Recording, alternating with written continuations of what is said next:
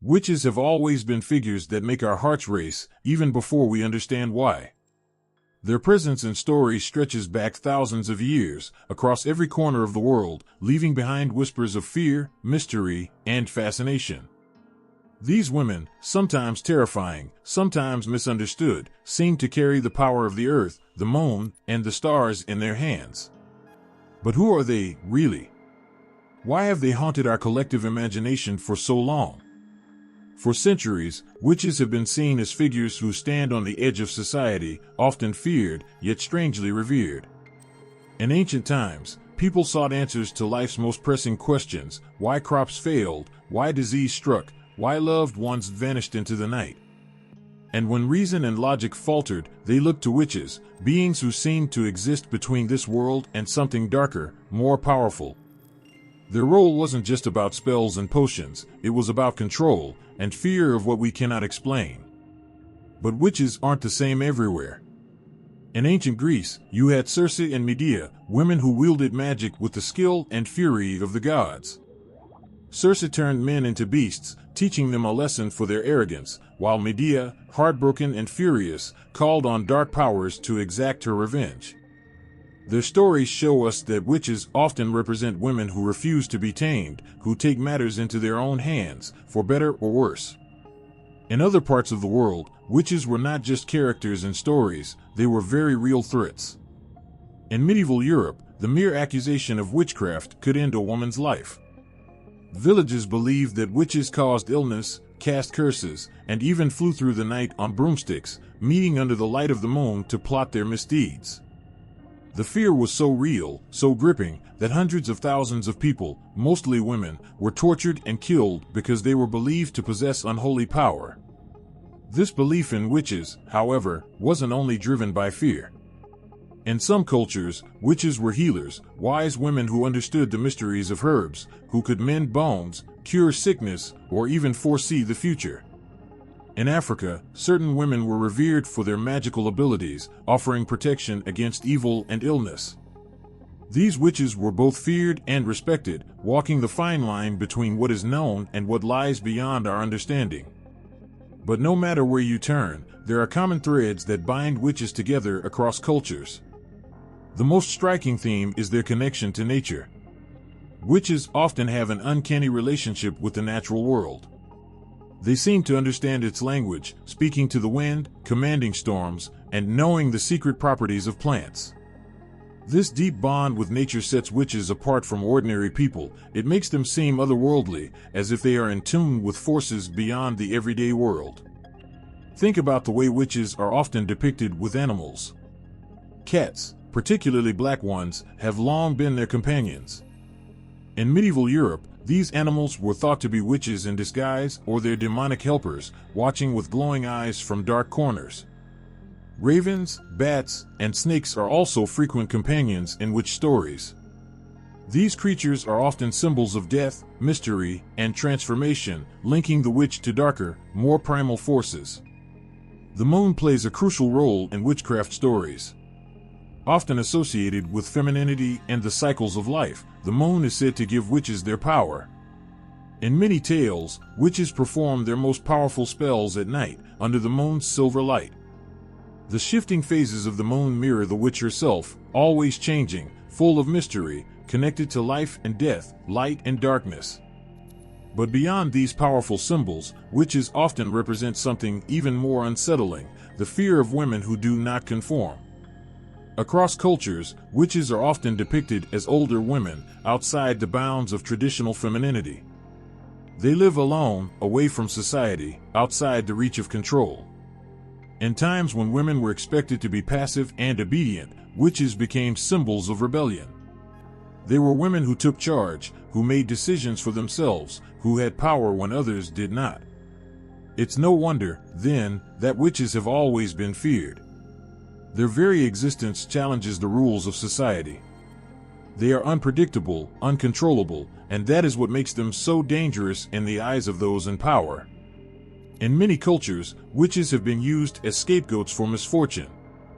When crops failed, when sickness swept through a village, when a child went missing, it was easier to blame a woman on the margins than to face the randomness of life. In some parts of the world, witches were believed to have the power to influence fate itself. They could twist the threads of destiny, bending reality to their will. This made them terrifying, but also gave them a strange allure. People sought their help in secret, afraid of what they might be capable of, yet desperate for their power. In Slavic folklore, the infamous Baba Yaga fits this image. She is a frightening, unpredictable figure, living in a house that walks on chicken legs, yet people would seek her out, hoping she would grant them their deepest wishes, if they could survive her tests. Perhaps the most heartbreaking part of the witch's story is how often she has been misunderstood. Women who were simply healers, midwives, or women who lived alone were branded as witches and suffered terrible fates. Some were wise women who had knowledge passed down through generations, others were simply different, too outspoken, too independent, too strange for the comfort of those around them. And for that, they paid the price. Even today, the figure of the witch continues to haunt us. She appears in modern stories, sometimes as a villain, sometimes as a misunderstood hero. In many ways, the witch embodies the fears and hopes that people have always had, the fear of the unknown, the hope for control over our own destinies. Whether she is feared or revered, the witch remains a powerful symbol of something just out of reach, something that makes the hairs on the back of our neck stand up when we hear the stories. There's a reason these tales have endured for centuries. There's a reason we still feel a chill when we speak of witches. Long ago, when the world was still wrapped in mystery and the night sky seemed endless, people believed in forces they couldn't see. They looked around at the vast, unpredictable world and wondered what made the sun rise or the rivers flood. There was something else in the air, something powerful and frightening, something they couldn't quite name. This is where witchcraft began, in the minds of people who sought to explain the unexplainable, who feared the shadows and worshipped the unseen. In ancient Mesopotamia, one of the oldest civilizations in the world, the whispers of magic ran through every part of life. Here, people believed that the gods and demons constantly moved among them, influencing every aspect of their fate. To control these forces, they turned to magic, spells, and rituals. The most feared and powerful among them were those who could call upon these forces, bending them to their will, witches. Witches in Mesopotamian belief were not just shadowy figures hiding in the night, they were woven into the fabric of life and death itself. Their power came from ancient knowledge of the gods and the spirits that lurked in the unseen. They were said to be able to control sickness, summon the dead, and cause destruction with just a whispered word. People feared their gaze, their curses, and the mysterious rituals they performed in secret. In the great cities of Babylon and Sumer, witchcraft was both feared and sought after, a terrifying gift that could bring ruin or salvation. In the ancient clay tablets of Mesopotamia, witches were sometimes described as servants of darkness, working with demons to bring harm. The people of this land believed in a goddess called Ereshkigal, queen of the underworld, who ruled over death. Those who were believed to be in touch with her, or with other spirits of the dead, were treated with both fear and reverence. These witches were thought to have the power to manipulate life itself, and it sent shivers down the spines of even the bravest warriors. At night, when the moon cast its pale light over the desert, the air was thick with the fear of their dark magic. Moving from Mesopotamia to the sands of ancient Egypt, the fear and fascination with witchcraft took on a different shape. Egypt was a land full of life and death, where the Nile River brought both blessings and destruction. It was here that magic and religion intertwined in ways that felt both sacred and dangerous. The Egyptians believed in a world full of gods and spirits, but they also believed in the power of human beings who could control these forces, magicians, sorcerers, and witches who held secrets in their hands.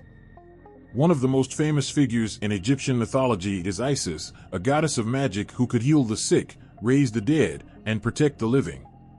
She was not a witch in the way we often think of them now, but she embodied everything that witchcraft was thought to be: powerful, mysterious, and deeply connected to life and death.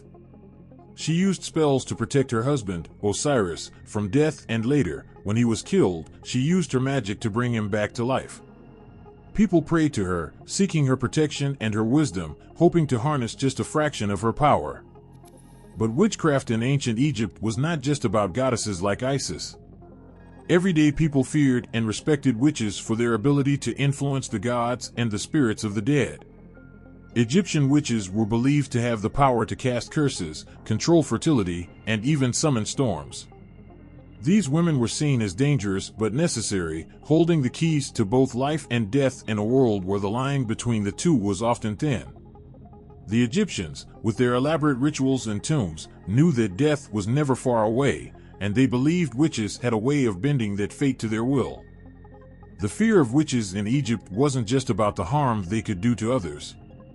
There was also a deep belief that witches could control the afterlife, cursing a person's soul to wander forever in the darkness if they so wished. This fear was so strong that tombs and burial sites were often protected with curses of their own, meant to keep witches away. The Egyptians lived their lives in the shadow of death, and those who were believed to hold power over it, the witches, were both feared and needed, a contradiction that made them all the more dangerous. As the ancient world grew, so too did the stories of witchcraft, spreading into the lands of Greece and Rome.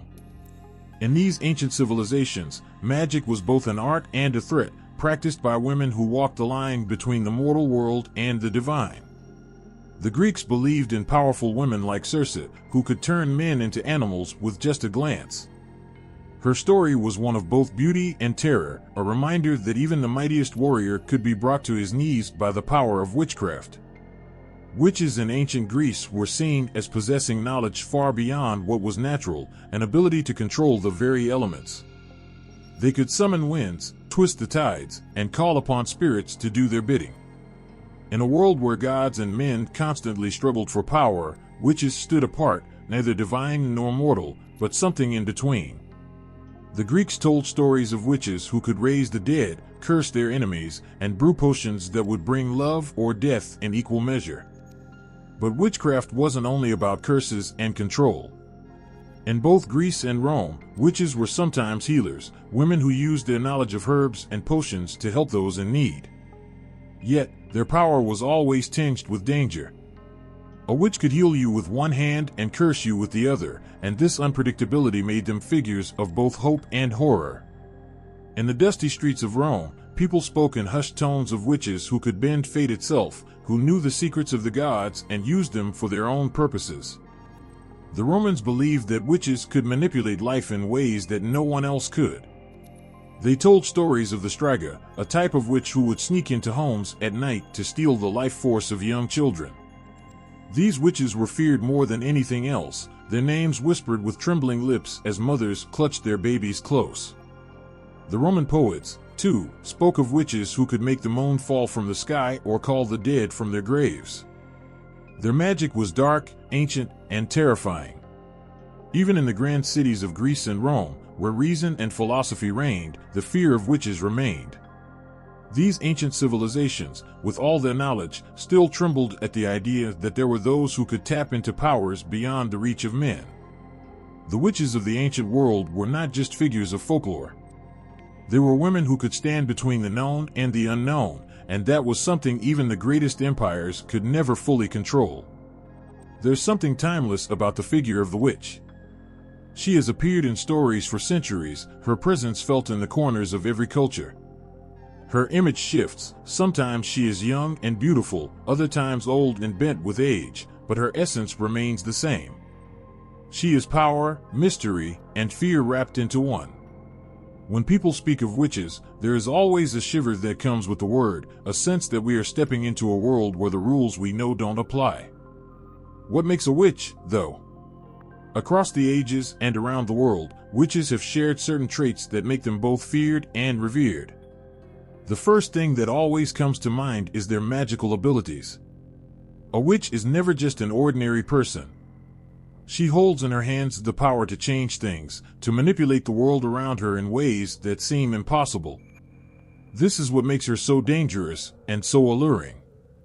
Witches have always been known to possess powers that defy nature. They can cast spells, control the elements, and bend the laws of the universe to their will. In many stories, they are the ones who whisper incantations to bring about love or revenge, to heal or to destroy. Their magic is both a gift and a curse, a tool that can be used for good or ill, depending on the heart of the one wielding it. But that's the thing about witches, their power is unpredictable. It's wild and untamable, like a storm that can turn gentle breezes into raging winds. Across cultures, witches are often shown as women who understand the world in ways that others cannot. In the forest, they gather herbs that seem ordinary to anyone else, but in the hands of a witch, these plants can heal the sick or summon spirits. In ancient times, when medicine was a mystery and illness struck without warning, witches were the ones who knew the secrets of the earth. Their knowledge of herbs, roots, and potions made them both needed and feared. The same hands that could cure a fever could also brew a poison. But a witch's connection to nature runs even deeper than her knowledge of herbs. She is often portrayed as someone who is at one with the earth, the sky, and everything in between. In many cultures, witches are thought to draw their power from the moon, the stars, and the winds. They speak the language of the trees and the rivers. The natural world responds to them in ways it doesn't to others. The wind seems to howl a little louder when a witch is near, and the animals in the forest watch her with knowing eyes.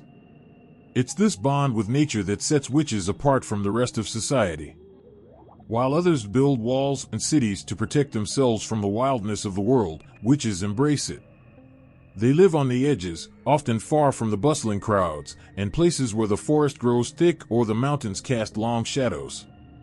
There, in the quiet places of the world, they can work their magic without the eyes of society watching too closely. In many tales, witches are shown to be solitary figures, living alone in huts or caves, away from the rules of ordinary life. This isolation is both a choice and a necessity. Their power sets them apart, and with it comes fear from those who do not understand them. Witches are often feared not just because of what they can do, but because they represent something unknown. They are women who live beyond the control of society, answering only to the forces of nature. This independence has long been a source of suspicion and fear. Yet, despite their isolation, witches often hold a strange place in society. People fear them, but they also seek them out. In times of trouble, when there is no one else to turn to, it is the witch's door that people knock on. They come to her for cures, for advice, for spells to mend their broken hearts or protect their homes. Even though they might whisper behind her back, they need her. This contradiction, fear mixed with dependence, is a key part of what makes the witch so powerful. In many cultures, witches also play a role as guardians or protectors. In African traditions, some witches are seen as protectors of the village, using their powers to ward off evil spirits or bring rain to dry lands. In this sense, the witch is not always an outsider or an enemy. She can be a force for good, using her magic to help her community survive. But even when she is seen in this positive light, there is always an undercurrent of fear. People respect the witch, but they also know that her power could turn on them in an instant. This duality, the ability to help or harm, is one of the things that makes witches so compelling across cultures. They are never simple. A witch can be a healer and a killer, a savior and a destroyer. Her magic is neither good nor evil, it simply is, shaped by the intentions of the one who wields it. This moral ambiguity is what keeps people both fascinated and terrified by witches. In them, we see the potential for both creation and destruction, a reminder that power, in any form, is never without its dangers. Another common trait among witches is their connection to the mysterious, the unseen, and the unknown. They are often said to communicate with spirits or the dead, to see beyond the veil of the living world. In ancient Mesopotamia, witches were thought to summon the dead and control demons, walking the fine line between life and death. This ability to move between worlds, to touch the things that others cannot, gives witches an otherworldly quality. They are seen as being in touch with forces that most people cannot even comprehend, which makes them both fascinating and frightening. What often sets witches apart the most is their defiance of the roles that society expects them to play. Witches are usually women who refuse to be bound by the rules of their time. In a world where women were expected to be obedient, quiet, and submissive, witches stood out as figures of rebellion. They were often portrayed as old women who lived alone, outside the bonds of marriage and family, or as young women who rejected the traditional roles expected of them. This defiance of societal norms has always been part of what makes witches both feared and admired. Throughout history, witches have been persecuted for this very reason. They represent the unknown, the wild, the untamable. But they also represent strength, wisdom, and independence. They are women who control their own fates, who do not rely on the protection or permission of others. This independence is part of what makes witches so dangerous in the eyes of those who seek to control them. In every culture, across every age, witches have been more than just figures of magic. They are symbols of power, raw, untamed, and often misunderstood. Their magical abilities, their connection to nature, and their role in society make them some of the most enduring figures in our collective imagination. They represent both our greatest fears and our deepest desires, a reminder that there are forces in this world we can never fully understand or control. In the quiet darkness of prehistoric nights, long before written history, people gathered around fires to share stories, seek warmth, and perhaps feel a little less afraid of the vast unknown. The night was full of sounds, the howl of wolves, the rustle of leaves, the distant rumble of thunder. The world itself was alive in ways they could not fully understand. And in those times, when nature seemed untamable, some people were said to have a special connection to these unseen forces. They were not like others. They could hear the whispers in the wind, sense the presence of spirits in the trees, and communicate with animals in ways that felt both wondrous and terrifying. These were the earliest witches, figures whose power felt both magical and deeply rooted in the natural world around them. In prehistoric cultures, life and death were so closely tied to nature that everything seemed to be driven by forces beyond human control. The rain that brought life to crops, the animals that provided food, the stars that guided them, all of it seemed to pulse with a hidden energy. The earliest humans looked for ways to understand these forces, to tap into them, to survive in a world that was as dangerous as it was beautiful. And there were those who appeared to hold that power in their hands. Shamans were the first to step into this sacred role. These were the ones who seemed to walk between two worlds, the physical and the spiritual. While they might not be what we think of as witches today, their abilities and roles in their communities share an undeniable link. The shamans were often healers, visionaries, and spiritual leaders, but they also held the power to manipulate the unseen forces of the world. They performed rituals that could summon rain, heal the sick, or call upon animal spirits for protection during hunts. Their connection to nature was more than respect. It was an understanding, a language spoken only between them and the world that surrounded them. The link between early witchcraft and shamanism runs through the idea of animism, the belief that everything in the world, every tree, rock, river, and animal, has a spirit. To prehistoric peoples, the world was alive with these spirits, and it was the witch or shaman who knew how to speak with them, how to call upon their help or appease their anger. This was not just a belief system, it was a way of survival. If the spirits were angry, the crops might fail, and hunger would follow. If they were pleased, a successful hunt could mean the difference between life and death during harsh winters. The earliest evidence of such practices can be found in ancient cave paintings, where figures dressed in animal skins and horns are depicted in dance-like movements.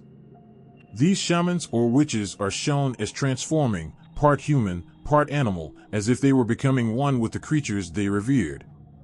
In some images, they are surrounded by animals, guiding them, controlling them, as if they had bridged the gap between human and beast. These paintings, etched into the rock thousands of years ago, give us a glimpse into a world where magic wasn't just something to be feared, but something that existed in the very fabric of life. In those days, to be a witch or shaman was to be a guide through the mysteries of the natural world. They knew which plants could heal wounds, which roots could be brewed into medicines, and which herbs had the power to bring on visions or death. These early witches understood that nature was both a giver and a taker, a force that could nourish but also destroy. And they were the ones who stood at the threshold of this knowledge, feared for their power but also desperately needed by those around them. But their power went beyond plants and potions. The earliest witches were also said to have the ability to travel between worlds. Through rituals and trances, they could leave their bodies and journey to the spirit world, where they would seek guidance from the ancestors or bargain with powerful spirits. These journeys were dangerous, and not all returned unscathed. Some would come back from these trances with wild, haunted eyes, speaking in voices not their own, claiming to have seen things that no one else could. They were believed to walk in the shadows between life and death, a place both mysterious and terrifying. Their ability to connect with the spirit world meant that early witches often acted as mediators between the living and the dead. When someone passed away, it was believed that their spirit did not simply vanish. It lingered, watching over the living or sometimes causing harm if it was not at peace. The witch, with her knowledge of the spirit world, could communicate with these restless souls, performing rituals to guide them safely into the afterlife or to protect the living from their wrath. But with great power comes great fear. In prehistoric times, just as now, power that could not be fully understood was met with suspicion. If a witch could heal, she could also harm. If she could summon the spirits for good, she could also call upon them for darker purposes. The line between healer and cursebringer was a thin one, and those who wielded such power walked a dangerous path. In many prehistoric communities, witches were honored, their abilities seen as gifts from the gods or from nature itself. But in others, they were feared, seen as beings who could turn against their own people if angered or wronged. This fear of witches, of their ability to control life and death, stretches back to these earliest times, long before written history. Even then, the witch was both a figure of awe and a figure of dread. As humanity moved forward, so too did these beliefs. The shamans and witches of prehistoric times laid the groundwork for the witches of later cultures, their magic evolving but always retaining that deep, ancient connection to nature and the unseen world. They were the keepers of the old ways, of the knowledge passed down through generations, knowledge that often walked the line between life and death. These early witches, standing alone in the flickering light of a fire, listening to the whispers of the wind, knew something that others did not. They knew that the world was not just what could be seen or touched. It was filled with forces that were as real as the earth beneath their feet. Forces that could be controlled, if only you knew how to ask. And that, perhaps, is where the magic of witchcraft truly begins. There is an old woman who walks in the shadows of ancient forests, her hair silver like the moonlight, her steps slow but steady. She is bent with age, but there is something about her, something powerful, something timeless.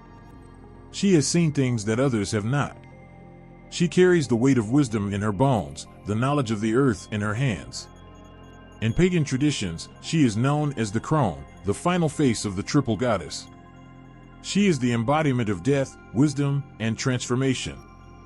The triple goddess, worshipped in pagan cultures, represents the three phases of a woman's life: the maiden, the mother, and the crone. Each phase is deeply connected to the natural cycles of life, death, and rebirth. But it is the crone, the last stage, who holds the most mystery. She is the one who guides souls into the unknown, who holds the secrets of the end, and who teaches us that endings are not to be feared. Her presence brings both shivers and comfort, as she is the reminder that all things must come to pass, and with every death comes the promise of renewal. The crone has often been linked to the figure of the witch. In the eyes of those who feared her, she was seen as a symbol of death, decay, and darkness. Her age and wisdom set her apart from the world of the living. She knew too much. She had lived too long. But for those who understood her true role, the crone was a protector, a guardian of ancient knowledge.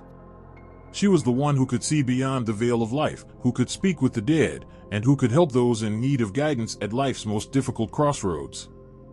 In many pagan traditions, the crone was not a figure to be feared, but one to be honored.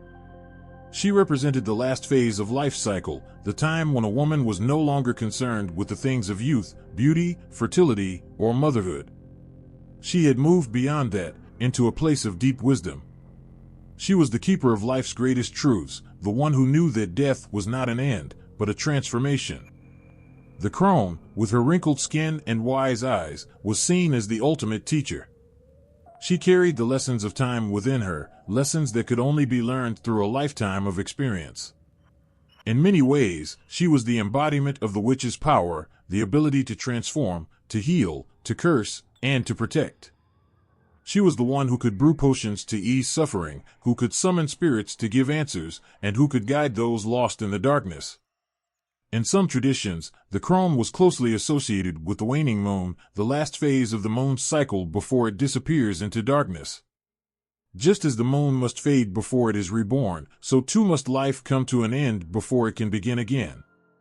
The crone's power came from this understanding of cycles, of the endless dance between life and death. She knew that death was not something to be feared, but something to be embraced.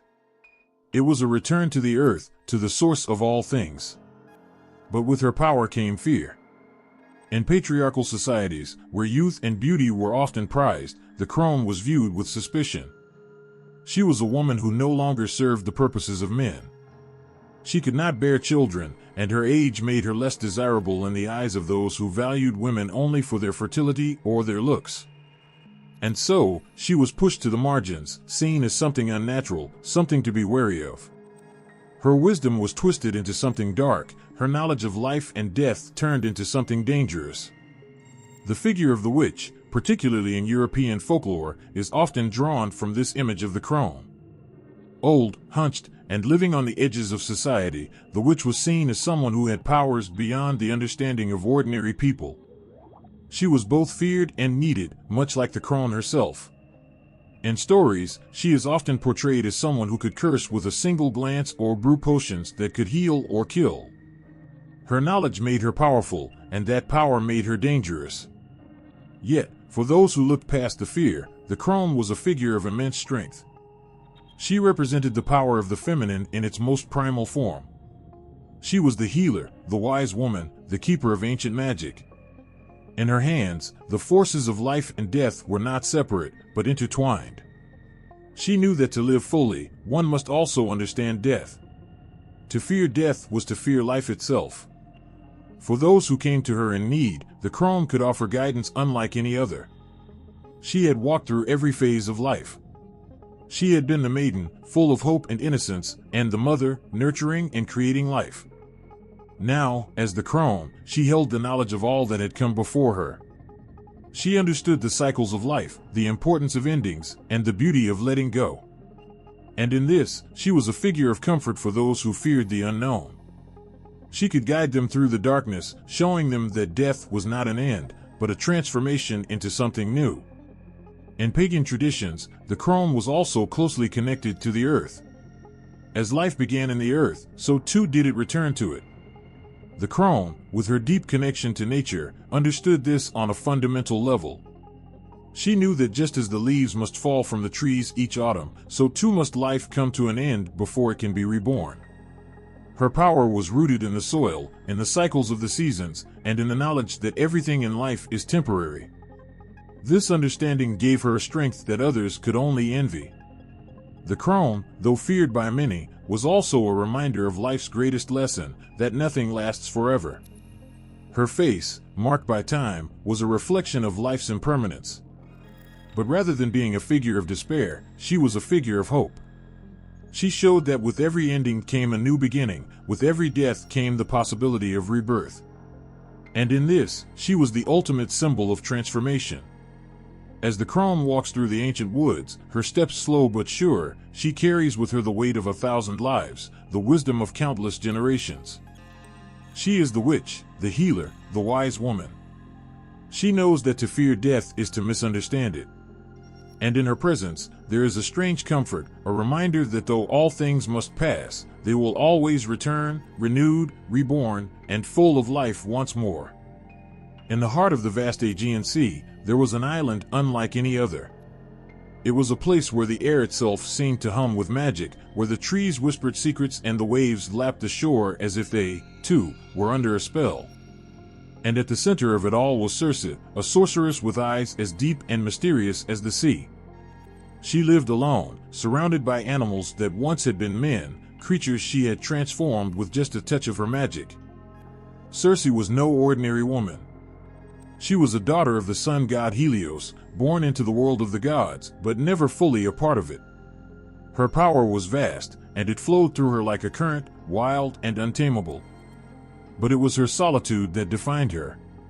cast out from the gods, she lived in exile on the island of Aiaia, far from anyone who could understand the depths of her magic or the loneliness that haunted her. The story of Circe is best known from the Odyssey, where she encounters Odysseus and his crew as they search for a way home. When Odysseus and his men arrive on her shores, weary and lost, they do not know what awaits them. Circe watches from the shadows, her heart heavy with bitterness. She has seen men like them before, arrogant, greedy, driven by conquest and desire. And so, when they come into her home, she welcomes them with wine and a smile, but beneath that smile, there is a storm brewing. With a flick of her wrist, Circe turns them into swine, their bodies shifting and breaking under the weight of her magic. She watches as their faces twist in horror, as their hands become hooves and their voices are silenced by the grunts of pigs. She has taken their power, their pride, and left them helpless at her feet. It is a moment of triumph, a moment where she, a woman cast aside by the gods, holds the fate of men in her hands. But then, something unexpected happens. Odysseus, clever and brave, resists her spell. He comes to her, sword in hand, demanding that she restore his men to their human forms. Circe could have destroyed him. She had the power to turn him into a beast, just as she had done with the others. But there is something about him, something that softens the hard edges of her heart. Perhaps it is his courage, or perhaps it is the loneliness they share, the understanding that both of them have been exiled from the world they once knew. And so, Circe relents. She turns the men back into humans and invites Odysseus to stay with her. For a year, they share her island, her bed, and for a brief moment, Circe is no longer alone. But even as they find comfort in each other, there is a sense of inevitability. Odysseus belongs to the world beyond the island, to a journey that cannot be paused forever. And Circe, with all her power, knows that she cannot keep him. When he finally leaves, the ache of her solitude returns, sharper than before. But she does not stop him. She knows that her magic cannot hold what was never hers to begin with. Circe's story is one of power and isolation, of a woman who stands outside the world of gods and men, caught between them but belonging to neither. Her magic is born from her pain, from the rejection she has faced, and from the knowledge that she must rely on herself alone. It is this image of the witch, a woman of immense power, yet profoundly alone, that has lingered in our collective imagination for centuries. In many ways, Circe represents the archetype of the witch that has been passed down through time. She is independent, untamable, and fiercely protective of her autonomy. Her magic is both a gift and a curse, allowing her to shape the world around her, but also separating her from those who might understand her. She is feared and misunderstood, but there is also something deeply human in her longing for connection, for love, for belonging. Circe's influence on later depictions of witches is undeniable. The image of the witch as a woman who can transform others, who uses potions and spells to bend the world to her will, can be traced back to her. But there is more to her than just her power. Circe's story is one of vulnerability as much as strength. She is a reminder that even those with great magic are not immune to the pain of isolation, to the ache of longing for something they cannot have. As the centuries passed, Circe's image transformed, her story woven into the fabric of witchcraft across cultures. She became a symbol of the dangerous, seductive woman who could not be controlled, a figure who could enchant and destroy with equal ease. Yet beneath this image of the temptress, the sorceress who could turn men into beasts, there is the story of a woman who was never fully understood. The legacy of Circe can be seen in every witch who followed her, in the crones who lived on the outskirts of villages, feared and sought after in equal measure, in the enchantresses who used their magic to manipulate the hearts and minds of those around them.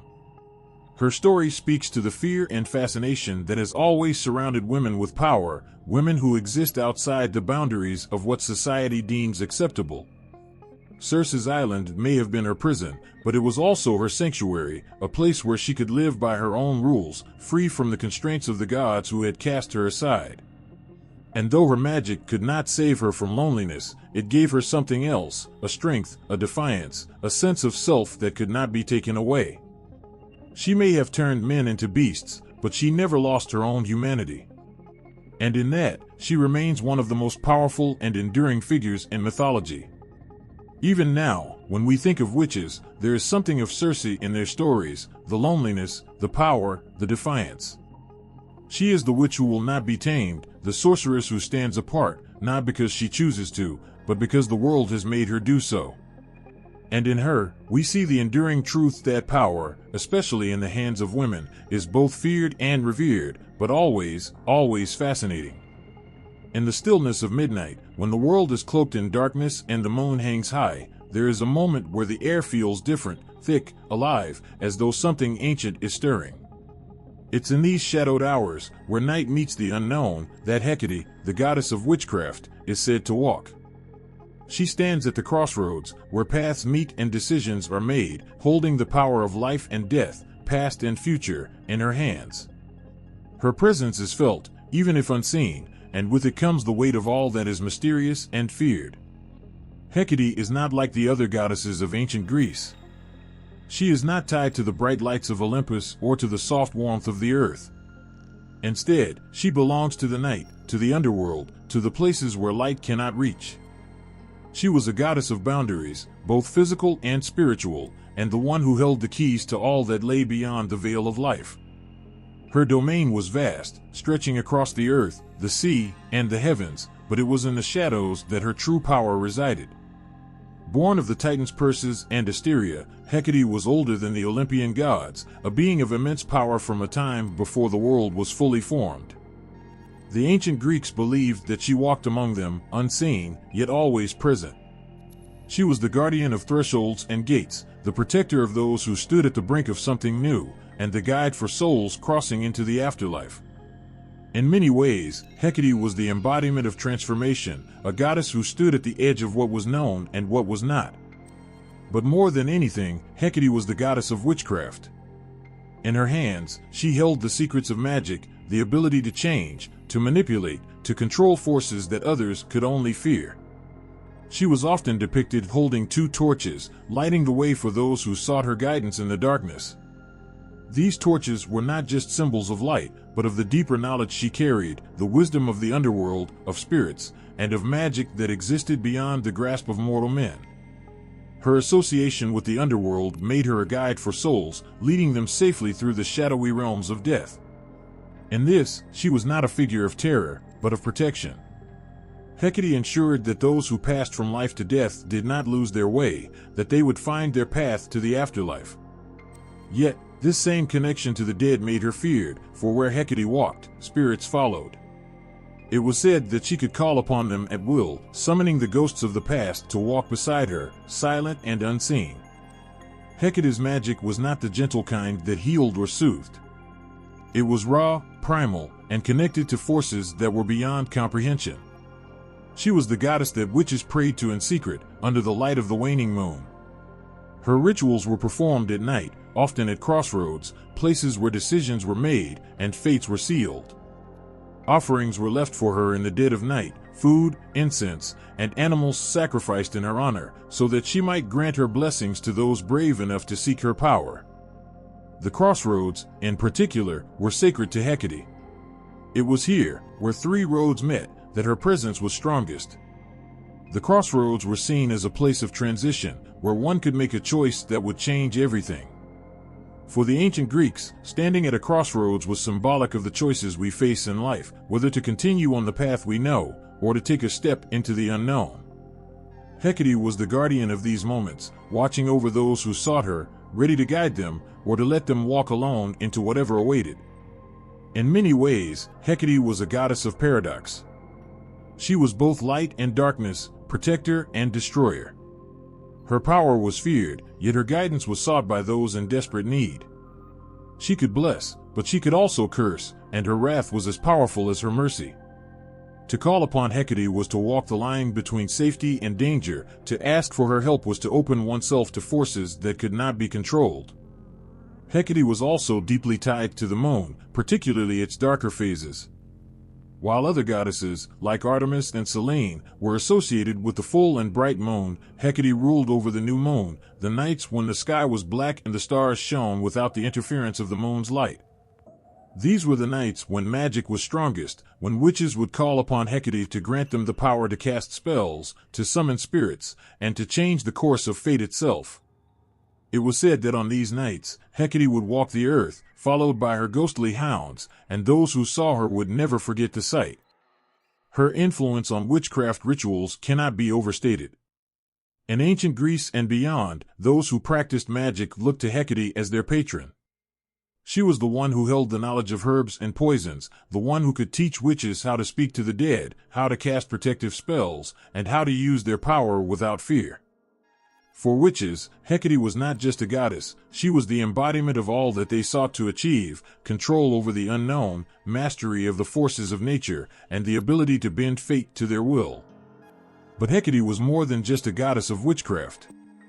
She was a reminder that there are forces in the world that cannot be easily explained, that there is power in the shadows, and that sometimes it is only in the darkness that we can find the answers we seek. She stood at the threshold of the known and the unknown, holding the torch that could light the way, if one was brave enough to follow. To those who feared her, Hecate was a goddess of terror, a witch who walked with the dead, commanding powers that no mortal should wield. But to those who understood her, she was a guide, a protector, and a source of ancient wisdom that could change everything. Her magic was not for the faint of heart, but for those who were willing to stand at the crossroads and make a choice, knowing that once the decision was made, there was no turning back. Even now, Hecate's influence can still be felt. She remains a powerful figure in the world of witchcraft, a goddess who continues to inspire, to terrify, and to empower those who seek her guidance. She is the keeper of secrets, the protector of those who walk in the shadows, and the one who stands at the crossroads, waiting for those who are ready to take the next step into the unknown. There is no greater pain than betrayal by the one you love. It pierces the soul, twisting the heart until it is unrecognizable. This is the story of Medea, a woman who gave everything for love, only to be shattered by it. She was not just a woman, though; she was a sorceress, powerful and feared, a witch who could bend the will of gods and men. But no magic, no spell, could save her from the devastating cruelty of betrayal. Medea's tale begins with love, wild, reckless, all-consuming love. She was the daughter of King Aeetes of Colchis, a land far from Greece, and the niece of the fearsome sorceress Circe. Magic flowed through her veins, and her knowledge of spells and potions made her feared even in her own kingdom. But it was not until she laid eyes on Jason, the leader of the Argonauts, that her true story began. Jason had come to Colchis to retrieve the Golden Fleece, a task thought to be impossible. Medea, struck by the arrows of Eros, fell hopelessly in love with him. Love, for Medea, was not gentle. It was fierce, burning, and it consumed her entirely. She agreed to help Jason, using her magic to aid him in his quest. She betrayed her father and her people for him, casting spells to protect him from danger and devising cunning strategies to ensure his success. Without her, Jason would have never succeeded. It was her magic that tamed the fire-breathing bulls, her knowledge that helped him defeat the army that rose from dragon's teeth. And when her father's wrath threatened Jason's life, Medea, in a moment of desperation, made the most unimaginable sacrifice. She killed her own brother to save the man she loved, scattering his body in the sea to slow her father's pursuit. This act haunted her, but Medea believed it was worth it. She had given up everything, her family, her home, her honor, for Jason. Together, they fled to Greece, where Medea became his wife. They had children together, and for a time, it seemed like they might find peace. But fate has a way of turning love into ashes, and for Medea, that turn came swiftly and cruelly. In Corinth, Jason's ambition grew, and with it, his love for Medea faded. He sought power and status, and soon, he found it in Glauce, the young, beautiful daughter of the king of Corinth. Jason, forgetting all that Medea had sacrificed for him, cast her aside, abandoning her for royal marriage. Medea, the woman who had given up everything for him, was left alone, betrayed and heartbroken. The pain of betrayal is unbearable, but for Medea, it was something even darker. Her love for Jason had turned to fury, a rage so powerful that it consumed her entirely. Medea was no ordinary woman, she was a sorceress, and the depths of her pain unleashed the full force of her magic. Vengeance, not love, now filled her heart. Jason had taken everything from her, her family, her home, her future. But Medea would not let him walk away unscathed. She crafted a plan, her magic twisting with her grief, her sorrow feeding her power. First, she sent a gift to Glossy, a beautiful robe and crown. But these gifts were not tokens of peace. They were enchanted, laced with dark magic. As soon as Glossy put them on, the robe clung to her body, the crown burst into flames, and she was consumed by fire, dying in agony. But Medea's vengeance did not stop there. Jason had hurt her in the most profound way imaginable, and Medea sought to hurt him in the same way. In an act that would forever mark her as one of the most tragic and terrifying figures in mythology, Medea turned her fury on her own children. She killed them with her own hands, not out of hatred for them, but as the ultimate revenge on Jason. She knew that nothing would break him more than the loss of his sons. The image of Medea, standing over the bodies of her children, is one of the most haunting in all of Greek mythology. She was a mother, a woman who had once loved with all her heart, but the betrayal she suffered had twisted her beyond recognition. Her magic, once used to protect and to save, had become a weapon of destruction. Medea's story is not just one of revenge, it is a tale of how love, when betrayed, can turn into something monstrous. As she fled Corinth, carried away by a chariot drawn by dragons, Medea left behind a trail of death and heartbreak. But even as she vanished into the sky, there is something deeply human in her story. Medea was not born a monster. She was made into one by the cruelty of those she loved. She was a woman who gave everything for love, only to have it ripped away from her. Her vengeance, as terrible as it was, came from a place of unbearable pain. In the centuries that followed, Medea became a symbol of the dangerous, vengeful witch. Her name was spoken with fear, her story a warning of the destructive power of a woman scorned. But beneath the surface of the myths, there is a deep tragedy to her tale. Medea was not simply a villain. She was a woman betrayed, a sorceress who used the only power she had left to strike back at a world that had taken everything from her. Medea's magic, her power, came from her pain. It was both her weapon and her curse. And as the centuries passed, she became a figure not just of fear, but of sympathy, a reminder that even the most powerful among us are not immune to the devastation of a broken heart. She loved too fiercely, and in the end, it destroyed her. Medea's story still resonates today, her name a shadow that lingers in the world of witchcraft and sorcery. She is a reminder of the thin line between love and hate, of how easily a heart can turn from warmth to ice when it is shattered by betrayal. Medea, the sorceress betrayed, will always be remembered, not just for her vengeance, but for the depths of her love, and the unbearable pain of losing it. In the quiet stillness of a darkened night, a desperate man disguised himself, his heart heavy with fear and uncertainty. King Saul, once chosen by God to lead Israel, was now alone, abandoned by the very deity he once served.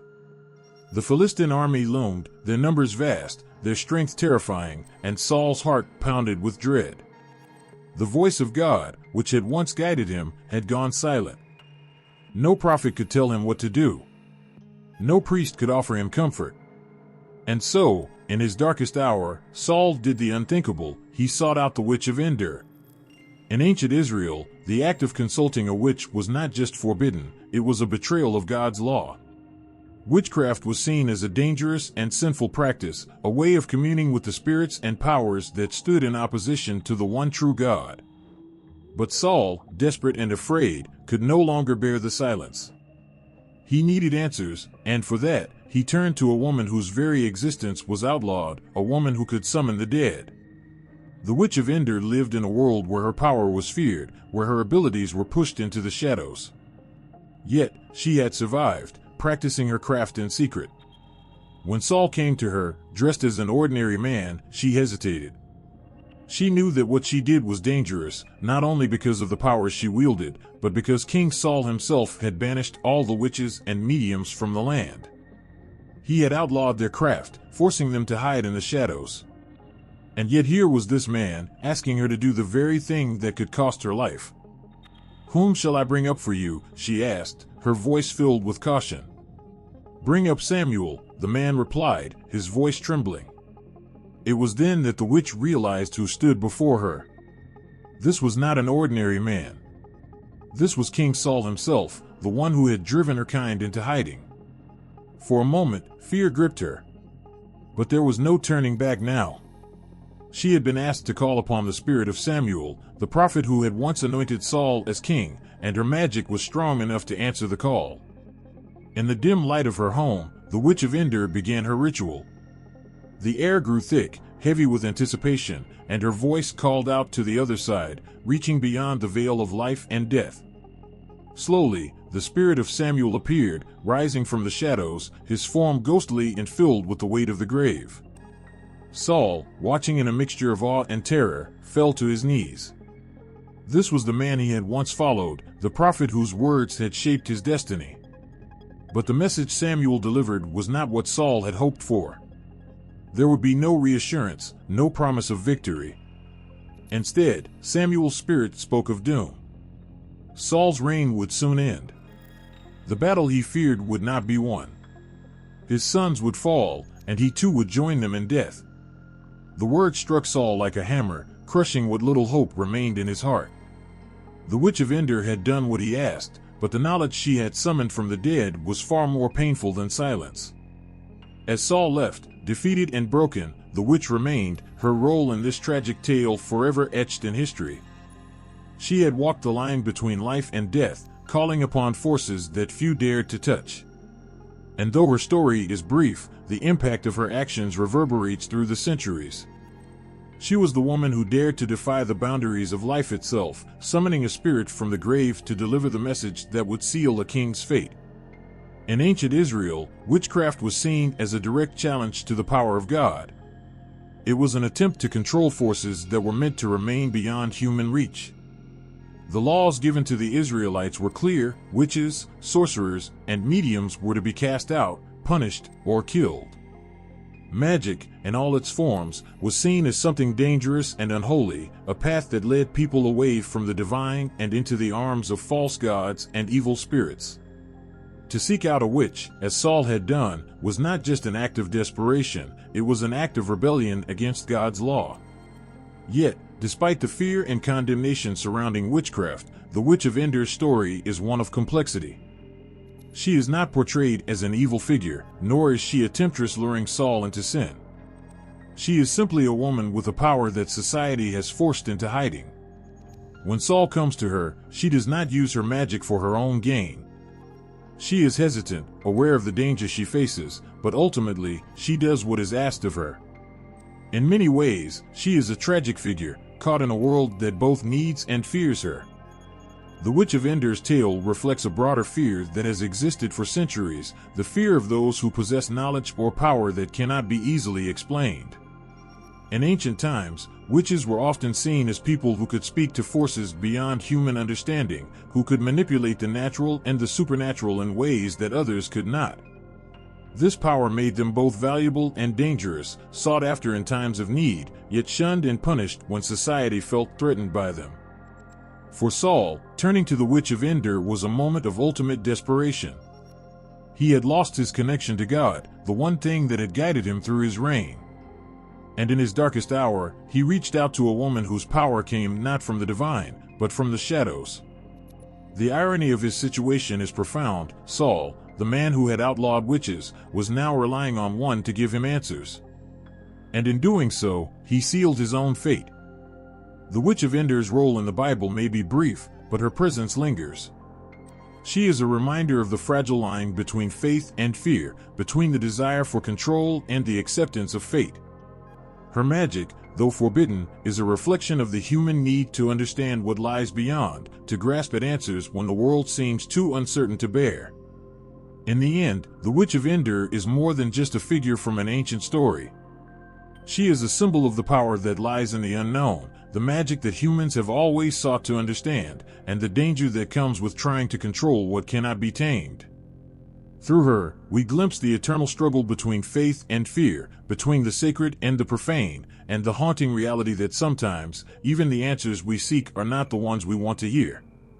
In the heart of ancient Egypt, where the Nile flowed like a lifeblood through the land and the pyramids touched the sky, there was a goddess whose very name was synonymous with magic. Isis was not just a deity, she was a beacon of hope, a sorceress whose spells and rituals transcended the ordinary, touching the divine and the mortal in ways that made her both revered and beloved. Isis was known for her deep wisdom and unparalleled magical prowess. Her powers were not just a part of her being, they were an extension of her love and determination. Her magic was woven with threads of compassion and strength, transforming the way people thought about sorcery. But it wasn't just her magic that made her extraordinary, it was how she used it to heal, protect, and guide. One of the most poignant stories of Isis's magical abilities revolves around her beloved husband, Osiris. When the evil god Seth, consumed by jealousy and rage, murdered Osiris and scattered his body across the land, Isis's heart was shattered. She refused to let her husband's death go unanswered. Driven by grief and love, she embarked on a journey to gather the pieces of Osiris's body. Her determination was unyielding. With the help of her magical skills and the aid of her sister Nephthys, she reassembled Osiris and breathed life back into him. But her magic did not stop at mere resurrection. Through her spells, she ensured that Osiris would live on in the afterlife, ruling over the underworld and providing a sanctuary for souls. Isis's magic was more than just a means to perform extraordinary feats, it was a profound expression of her devotion. Her spells were often used to protect the innocent and to aid those in need. In the myth of the birth of Horus, her son with Osiris, Isis's magic played a crucial role in safeguarding him from Seth's attempts to destroy him.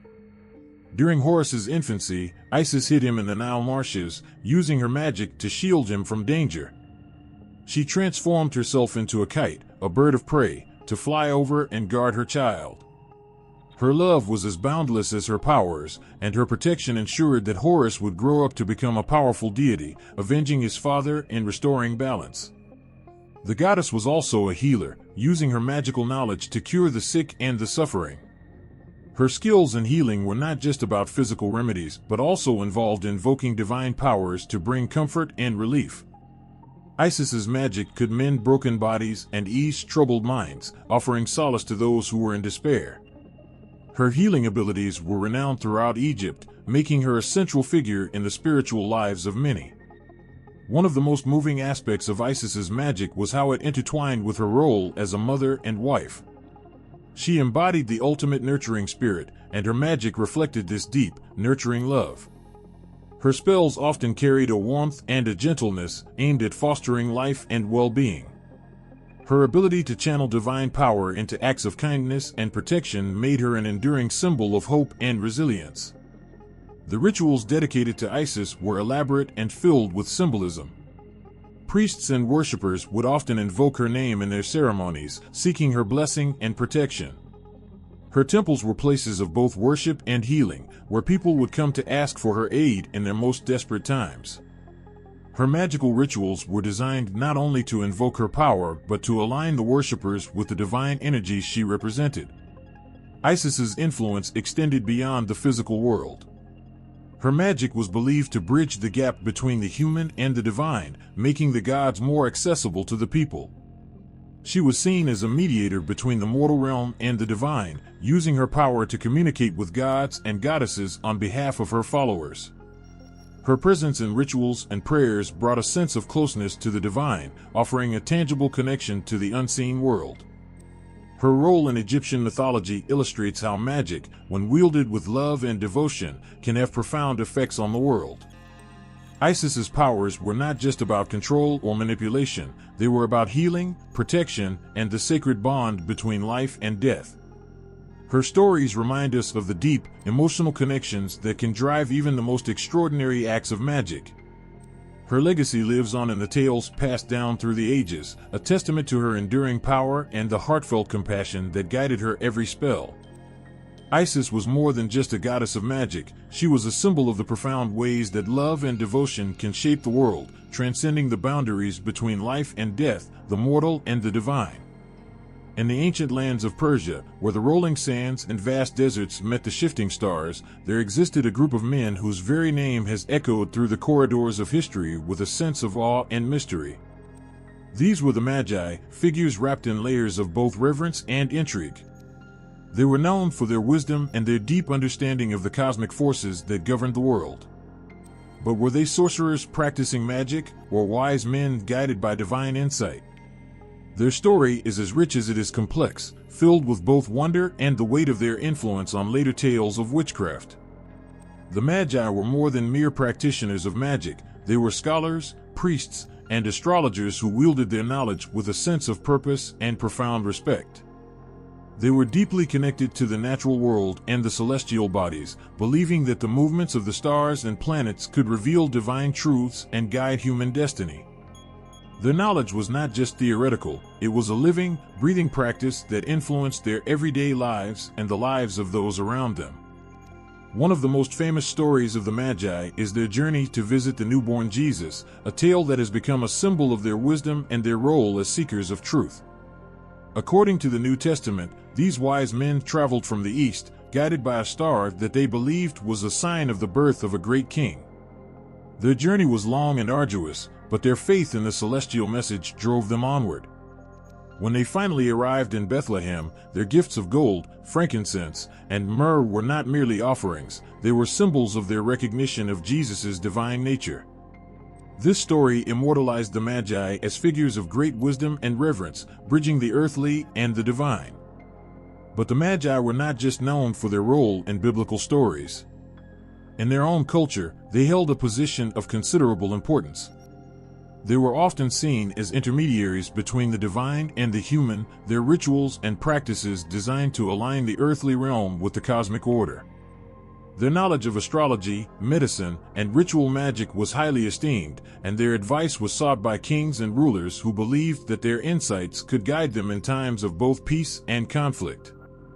The Magi's practices were rooted in Zoroastrianism, the ancient religion of Persia, which emphasized the duality of good and evil and the role of divine forces in shaping the world. They performed rituals and made sacrifices to honor the gods and to maintain harmony between the spiritual and material worlds. Their magic was intertwined with their religious beliefs, and their understanding of the cosmos was not just a scientific pursuit but a deeply spiritual one. As their influence spread, so did their practices. The Magi's knowledge and methods began to blend with other cultures, shaping and transforming their magical traditions. In the Roman and later Christian worlds, the Magi were sometimes portrayed as sorcerers or wise men who used their powers for both good and ill. Their reputation as magicians grew, and they became figures of fascination and sometimes fear, their skills seen as both a gift and a potential threat. The Magi's legacy can be seen in the way later cultures viewed and depicted magic. They helped to shape the idea that magic could be a force for understanding and enlightenment, rather than simply a means of conjuring spells or summoning spirits. Their role as intermediaries between the divine and the mundane inspired many stories and traditions, blending their wisdom with the mystical elements of later folklore. The story of the Magi is a testament to the profound impact that knowledge and belief can have on a culture. They were men who looked to the stars and the natural world with a sense of wonder, seeking to understand the deeper truths that lay beyond the visible. Their practices and beliefs, rich with symbolism and significance, influenced not only their own time but also the way magic and wisdom would be viewed in centuries to come. Their journey, both literal and symbolic, reflects the timeless quest for knowledge and the desire to connect with something greater than ourselves. The Magi were more than just figures from ancient history, they were seekers of truth whose legacy continues to inspire and intrigue, reminding us of the power of wisdom and the mysteries that lie just beyond the horizon. When the frost begins to paint the world white and the snow blankets the earth in a serene, chilling hush, there is an ancient presence that stirs in the Germanic forests. This is the realm of Frau Hulda, a figure from Germanic folklore who embodies the very essence of winter and the mystical arts. Her story is one of power and mystery, deeply entwined with the changing seasons and the ancient rituals that mark the passage of time. Frau Hulda, also known as Frau Holly, is a figure who straddles the line between benevolence and stern authority. In the tales that have been passed down through generations, she is often depicted as an elderly woman with a presence that commands both respect and awe. Her connection to winter is profound. She is said to control the snowflakes that fall from the sky, ensuring the world is covered in a pristine, glittering layer of frost. Her touch brings both beauty and chill, a reminder of nature's power and her own. The folklore surrounding Frau Hulda paints her as a goddess of great significance. She is not merely a figure of winter, but a deity with deep connections to the cycles of life and death. According to the old stories, she has a magical broom that she uses to shake the feathers from her bed, causing snow to fall upon the earth. Her role in the changing seasons is not just functional, it is symbolic of the transformation and renewal that winter brings. Yet, Frau Hulda's influence extends beyond the realms of nature. She is also closely associated with witchcraft and the mystical arts. In the traditions of old, she was seen as a powerful witch who held dominion over magic and the supernatural. Her connection to witchcraft was not merely about casting spells or invoking spirits, but was deeply rooted in the ancient rites and practices of the Germanic peoples. Her magic was thought to be intertwined with the very fabric of the natural world, bridging the gap between the earthly and the divine. In the tales, Frau Hulda is often depicted as a kind and helpful figure to those who show respect and reverence. Those who were diligent in their work and kind-hearted were said to be rewarded by her. Her blessings were believed to bring good fortune and success. However, those who were lazy or disrespectful could face her wrath. Her ability to bestow both reward and punishment made her a figure of both fear and hope, embodying the dual nature of the world itself. The rituals associated with Frau Hulda are as old as the winter itself. During the colder months, people would perform various ceremonies to honor her and seek her favor. These rituals often involved cleaning and tidying their homes as a way of showing respect for the goddess who controlled the winter. They believed that maintaining cleanliness and order would please her, leading to blessings in their lives and protection during the harsh winter months. One of the most enchanting aspects of Frau Hulda's folklore is the way she is connected to the world of dreams and the afterlife. She is said to roam the earth during the night, visiting homes and observing the behavior of the people. In some stories, she is depicted as a spectral figure who guides the souls of the departed, ensuring that they find their way to the afterlife. This connection to the dream world and the beyond adds a layer of mystique to her character, highlighting her role as a mediator between the living and the dead. Her presence in Germanic myth is a reminder of the deep connection between humans and the natural world. Frau Hulda's story reflects the ancient belief that the forces of nature are not just random events but are guided by powerful beings with their own will and intentions. Her role in the changing seasons and her association with magic speak to a time when the boundaries between the natural and the supernatural were blurred, and when the gods and goddesses were intimately involved in the daily lives of the people. As winter's grip tightens and the world falls under a blanket of snow, the legend of Frau Hulda serves as a poignant reminder of the magic that exists in the world around us. Her story captures the essence of the season, with its cold beauty and its promise of renewal. She is a figure who embodies the mystery and wonder of winter, and her role in folklore reflects the deep connection between humanity and the forces that shape our world. In the quiet of a snowy night, as the wind whispers through the trees and the snowflakes dance in the moonlight, the legend of Frau Hulda comes alive. Her presence is a testament to the ancient belief in the power of nature and the divine, a reminder of the magic that lies in the changing seasons and the enduring connection between the earth and the cosmos. In the heart of the dark forests of Eastern Europe, where the shadows stretch long and the wind whispers through the ancient trees, there exists a figure both feared and revered, Baba Yaga. Her name alone sends shivers down the spine, conjuring images of a witch who is as enigmatic as she is formidable. In Slavic folklore, Baba Yaga is not just a character, she is a force of nature, embodying the wild, untamed aspects of the world and the human psyche.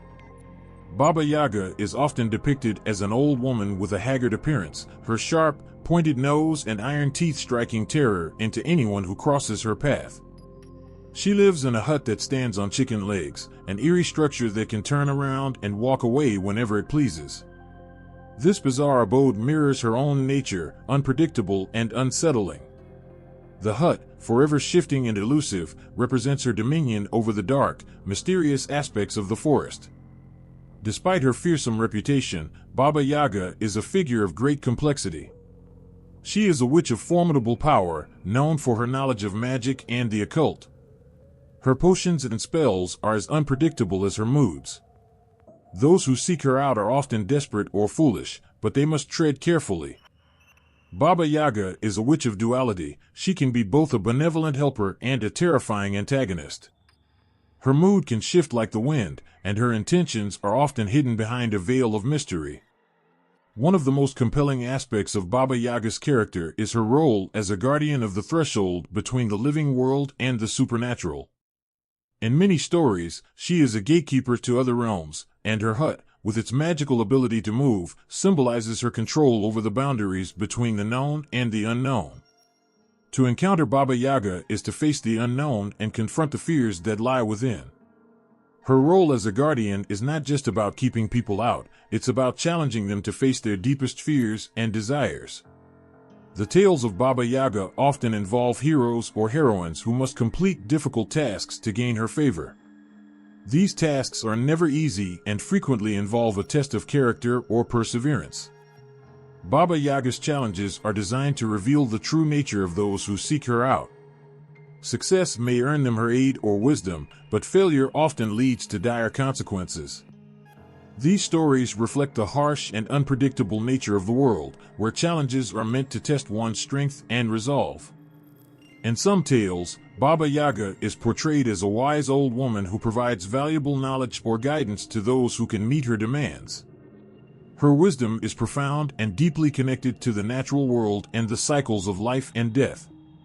Those who approach her with respect and a pure heart might find that her seemingly harsh exterior hides a depth of understanding and a willingness to help.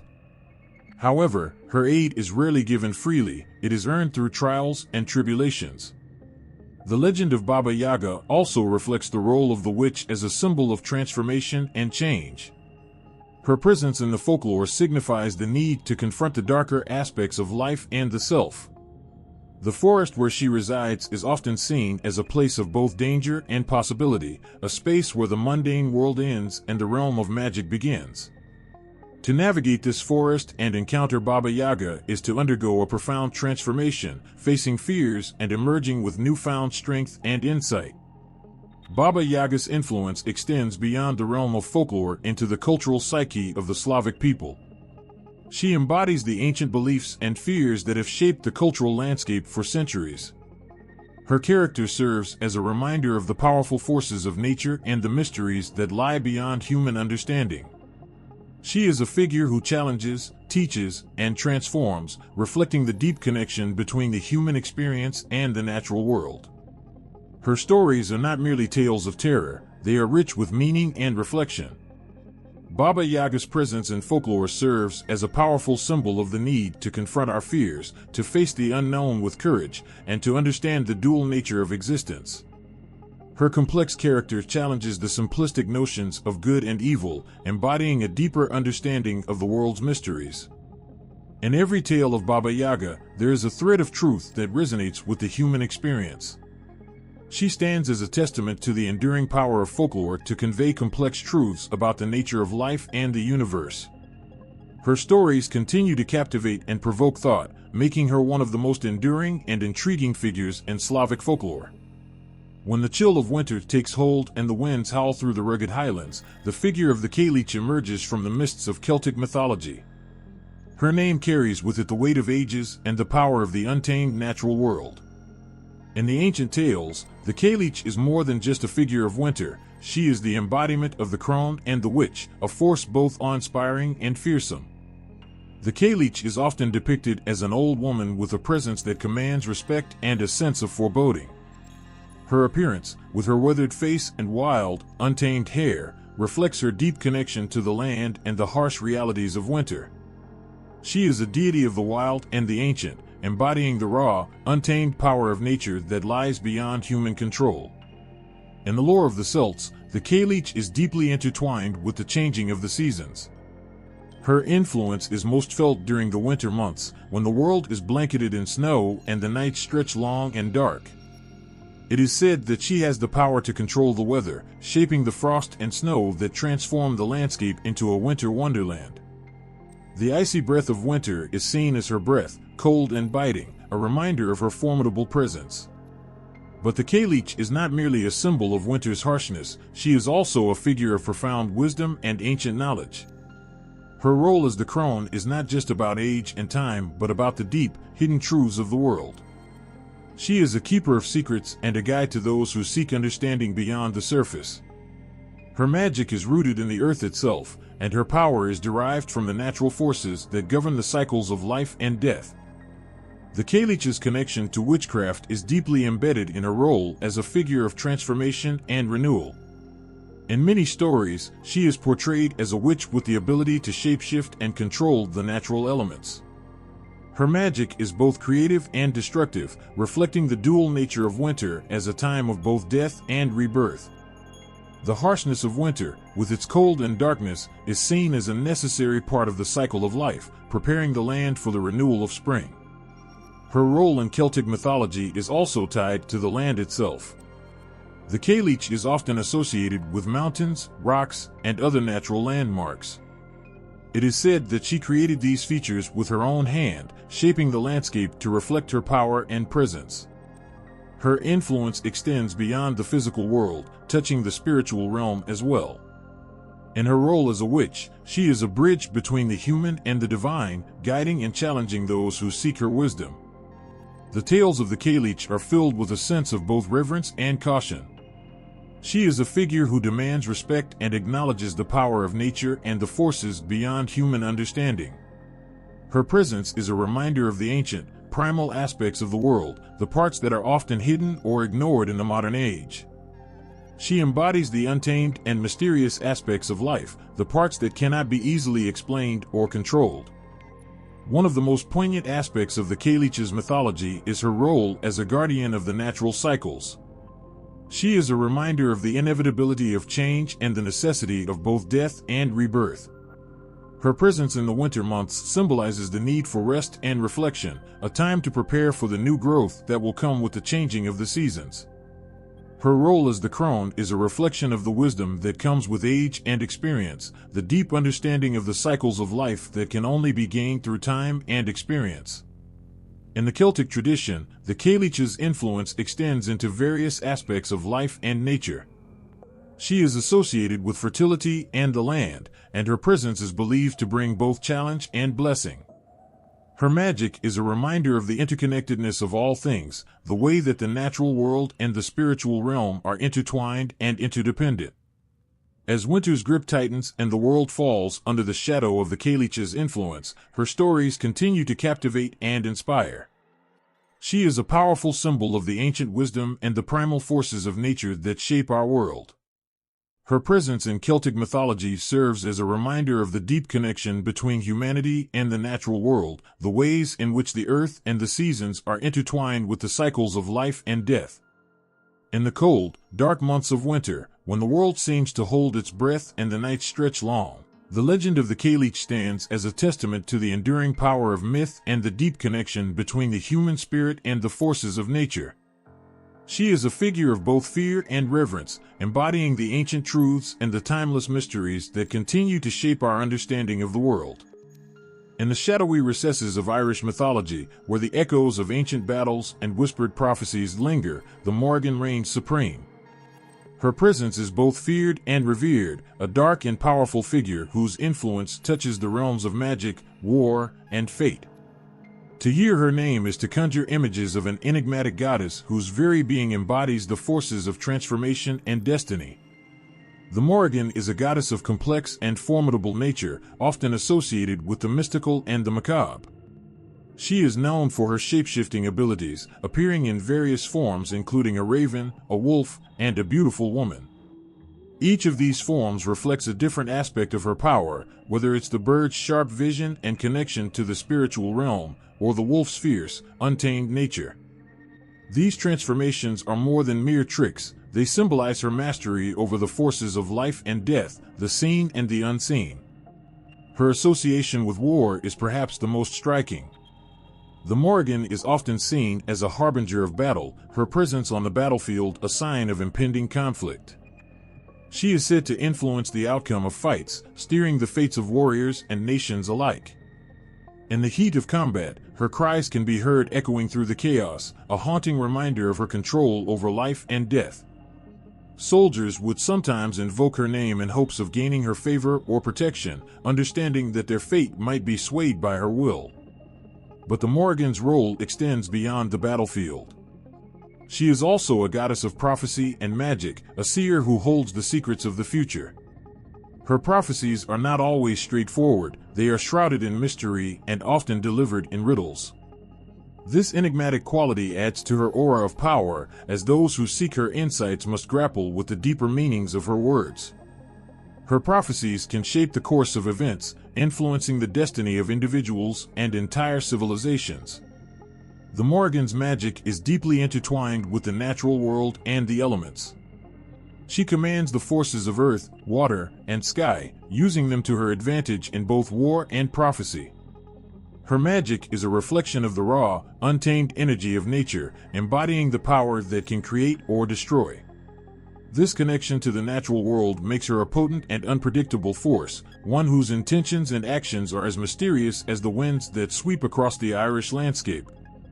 Her stories often highlight her dual nature, both nurturing and destructive. While she is a fierce protector of her people, she can also bring ruin to those who cross her. This duality reflects the balance of forces within the world, where creation and destruction are interconnected and necessary for the cycle of life. The Morrigan's actions are a reminder of this balance, showcasing the profound impact she has on the world and the lives of those who encounter her. In many myths, the Morrigan is depicted as a solitary figure who roams the land, her presence a sign of both challenge and opportunity. She is not easily swayed or appeased, and her favor must be earned through bravery and respect. Those who seek her wisdom or aid must be prepared to face trials and confront their own fears. Her power is not given lightly, it is a force that demands respect and recognition of its own terms. The Morrigan's influence extends beyond mere mythology. She is a figure who embodies the deep and often harsh realities of existence. Her role as a goddess of fate and sorcery is a reflection of the belief in the interconnectedness of all things, the idea that the threads of destiny are woven together by powerful and often unseen forces. Her presence in the myths serves as a reminder of the mysteries that lie beyond human understanding and the profound impact that these forces can have on our lives. In the dark corners of the Irish legends, the Morrigan stands as a testament to the power of myth and the enduring nature of the divine. Her stories continue to resonate with those who seek to understand the deeper aspects of existence, revealing the complexities of fate, war, and magic. Her presence is a haunting reminder of the forces that shape our world, a powerful and enigmatic figure whose influence stretches across the ages. In the ancient, mist-shrouded forests of Celtic lands, where the echoes of old magic still whisper through the trees, the figure of the Druid emerges. Among these ancient keepers of wisdom and nature, the women known as Druid witches stand out as powerful and enigmatic figures. Their lives and practices were intertwined with the mysteries of the natural world, a blend of sacred knowledge and arcane rites that commanded respect and awe. Druidic practices, steeped in the ancient traditions of the Celts, are often seen as a bridge between the human world and the divine forces that govern it. Druids, both men and women, were revered as wise figures who had a deep connection to nature, magic, and the spiritual realms. There were the scholars and the seers, the keepers of lore, and the practitioners of rituals that sought to harmonize human life with the natural world. The Druid witches, in particular, were known for their profound understanding of both the mystical and practical aspects of their craft. These women were more than mere practitioners of magic, they were leaders and guides within their communities. They held knowledge of herbs and healing, the cycles of the moon, and the secrets of the land. Their expertise was not only in casting spells and performing rituals, but also in maintaining the balance between the physical and spiritual worlds. They understood the rhythms of nature and could harness its power to influence events and heal the sick. The rituals performed by these Druid witches were deeply connected to the cycles of nature. They celebrated the changing of the seasons with festivals that marked important points in the agricultural calendar. These ceremonies were not just about worship, they were acts of communion with the land and its spirits, intended to ensure fertility, abundance, and harmony. The Druid witches played a central role in these rituals, guiding their communities through sacred practices that honored the earth and the forces that shaped their lives. Their magic was grounded in a profound respect for nature. They worked with the elements, the plants, and the animals, understanding that everything in the natural world was interconnected. This knowledge allowed them to perform magic that was both powerful and respectful of the natural order. They knew which herbs could heal, which stones could protect, and how the stars could guide. Their spells and charms were crafted with care, drawing upon the natural energies that flowed through the world. One of the most captivating aspects of the Druid witches was their role as seers and prophets. They were believed to have the ability to see beyond the ordinary, to glimpse the threads of fate that wove through time. Their prophecies were highly regarded, and their insights were sought after by kings and commoners alike. These women had a way of perceiving the unseen forces that influenced human lives, providing guidance and wisdom that could shape the course of events.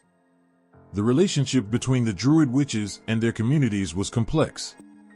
They were both revered and feared, seen as powerful intermediaries between the human world and the spiritual realm. Their knowledge and abilities set them apart, making them figures of great respect but also of mystery. In times of crisis, they were the ones called upon to offer solutions, whether through healing, divination, or ritual. Their presence was a reminder of the profound connection between the human spirit and the forces of nature. Despite their revered status, the Druid witches also faced challenges. As the old ways began to wane and new influences took hold, the traditional practices of the Druids were increasingly threatened. The arrival of new religions and changing societal structures cast a shadow over their ancient traditions. Yet, the legacy of the Druid witches endures, a testament to their deep connection to the land and their role as keepers of ancient wisdom. Their stories, preserved through the ages, continue to capture the imagination. They are remembered as women who wielded their magic with reverence and responsibility, embodying a profound understanding of the natural world and the spiritual dimensions that lay beyond it. Their lives were a testament to the powerful and enduring connection between humanity and the earth, a reminder of the sacredness that can be found in the natural world and the wisdom that comes from living in harmony with it. In the quiet whispers of the ancient forests and the rustling of leaves under the moonlight, the legacy of the Druid witches lives on. Their magic, their wisdom, and their reverence for the natural world continue to inspire and captivate, reminding us of the deep and enduring bond between humanity and the earth. In the icy winds and shadowed forests of ancient Scandinavia, where the land is steeped in the ancient stories of gods and giants, the vulva holds a place of reverence and mystery. These Norse seeresses and sorceresses, draped in the traditions of old, were powerful women whose lives and practices embodied the deep connection between the human world and the divine. The vulva were not just seers, they were revered as intermediaries between the gods and mortals, bridging the gap between the everyday world and the mysteries that lay beyond. With their staffs in hand and their minds attuned to the whispers of the cosmos, they moved through their communities as conduits of wisdom and prophecy. Their presence was both awe-inspiring and intimidating, as they carried with them the weight of ancient knowledge and the power to influence fate itself.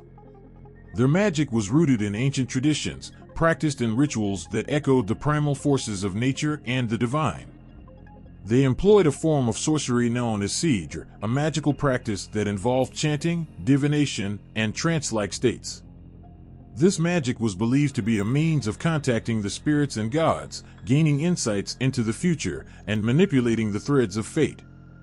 The vulva would often enter into a deep trance, allowing themselves to be possessed by the divine or the spirits, and in this altered state, they would reveal prophecies and perform their magic.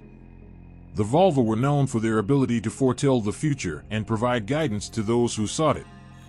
Their prophecies were highly respected, and their words carried great weight in Norse society. These women could see beyond the veil of the present, glimpsing into the future with a clarity that was both awe-inspiring and unnerving. Their insights were sought after by kings and commoners alike, as their words were believed to hold the key to understanding the twists of fate and the will of the gods. Their connection to the gods was a central aspect of their role. The Volva were seen as being blessed by the divine, their powers a gift from the gods themselves. In their rituals, they would call upon the gods and spirits, seeking their favor and guidance. The gods, in turn, were believed to communicate through the Volva, using them as vessels to deliver messages and omens to the mortal world. This sacred connection underscored the Volva's importance in the spiritual and social fabric of Norse society. The practice of Seidr was a sacred art, shrouded in mystery and surrounded by a sense of reverence. It involved complex rituals that could include chanting, the use of runes, and the invocation of spirits. The Volva would perform these rituals in sacred spaces, often at night or during times of significant celestial events, when the barriers between the worlds were believed to be thinnest. Their work was both respected and feared, as their ability to wield such power was seen as a double-edged sword. Despite their revered status, the Volva also faced suspicion and fear. The power they wielded, so deeply connected to the forces of fate and the divine, made them figures of both awe and anxiety. Their prophecies could alter the course of events, and their magic could bring both blessings and curses. This dual nature of their power meant that while they were revered for their wisdom and insight, they were also seen as unpredictable and potentially dangerous. In Norse mythology, the Volva's role is immortalized in the Voluspa, a central text in the Poetic Eddas that describes the prophecies of a Volva. In this ancient poem, the Volva recounts the creation of the world, the rise and fall of gods, and the fate of humanity. Her words paint a vivid picture of a world in flux, where destiny is ever-changing and the influence of the divine is profound. The legacy of the Volva endures, a testament to the powerful role they played in Norse culture and their deep connection to the mystical and the divine. Their lives and practices continue to captivate the imagination, revealing the rich tapestry of Norse mythology and the enduring power of magic and prophecy. The Volva stand as a reminder of the ancient belief in the interconnectedness of all things, the ways in which the divine and the mortal realms intertwine, and the profound impact that one person's insight and power can have on the world. In the chilling winds and snow-covered landscapes of ancient Norse lands, where the stark beauty of winter holds both terror and wonder, Skadi emerges as a powerful and enigmatic figure. This Norse goddess, known for her fierce spirit and deep connection to the wilderness, embodies the essence of winter's harshness and the dark allure of vengeance. Skadi, often depicted as a towering figure clad in fur and wielding a bow, is not just a goddess of winter but also a witch with a command over the icy elements. Her presence is felt in the cold bite of the wind and the deep, untouched snow.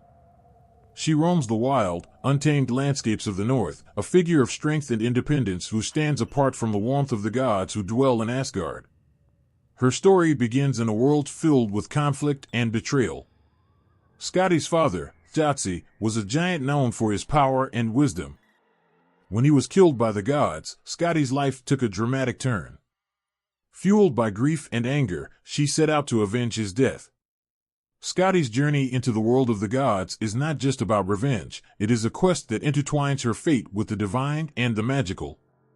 She is depicted as a fierce and resolute warrior, her presence in the icy wilderness a testament to her unyielding spirit. But beyond her role as a goddess of winter, Skadi is deeply tied to the practice of sorcery. In Norse mythology, she is associated with the use of powerful spells and enchantments, drawing upon the magic of the cold and the natural world.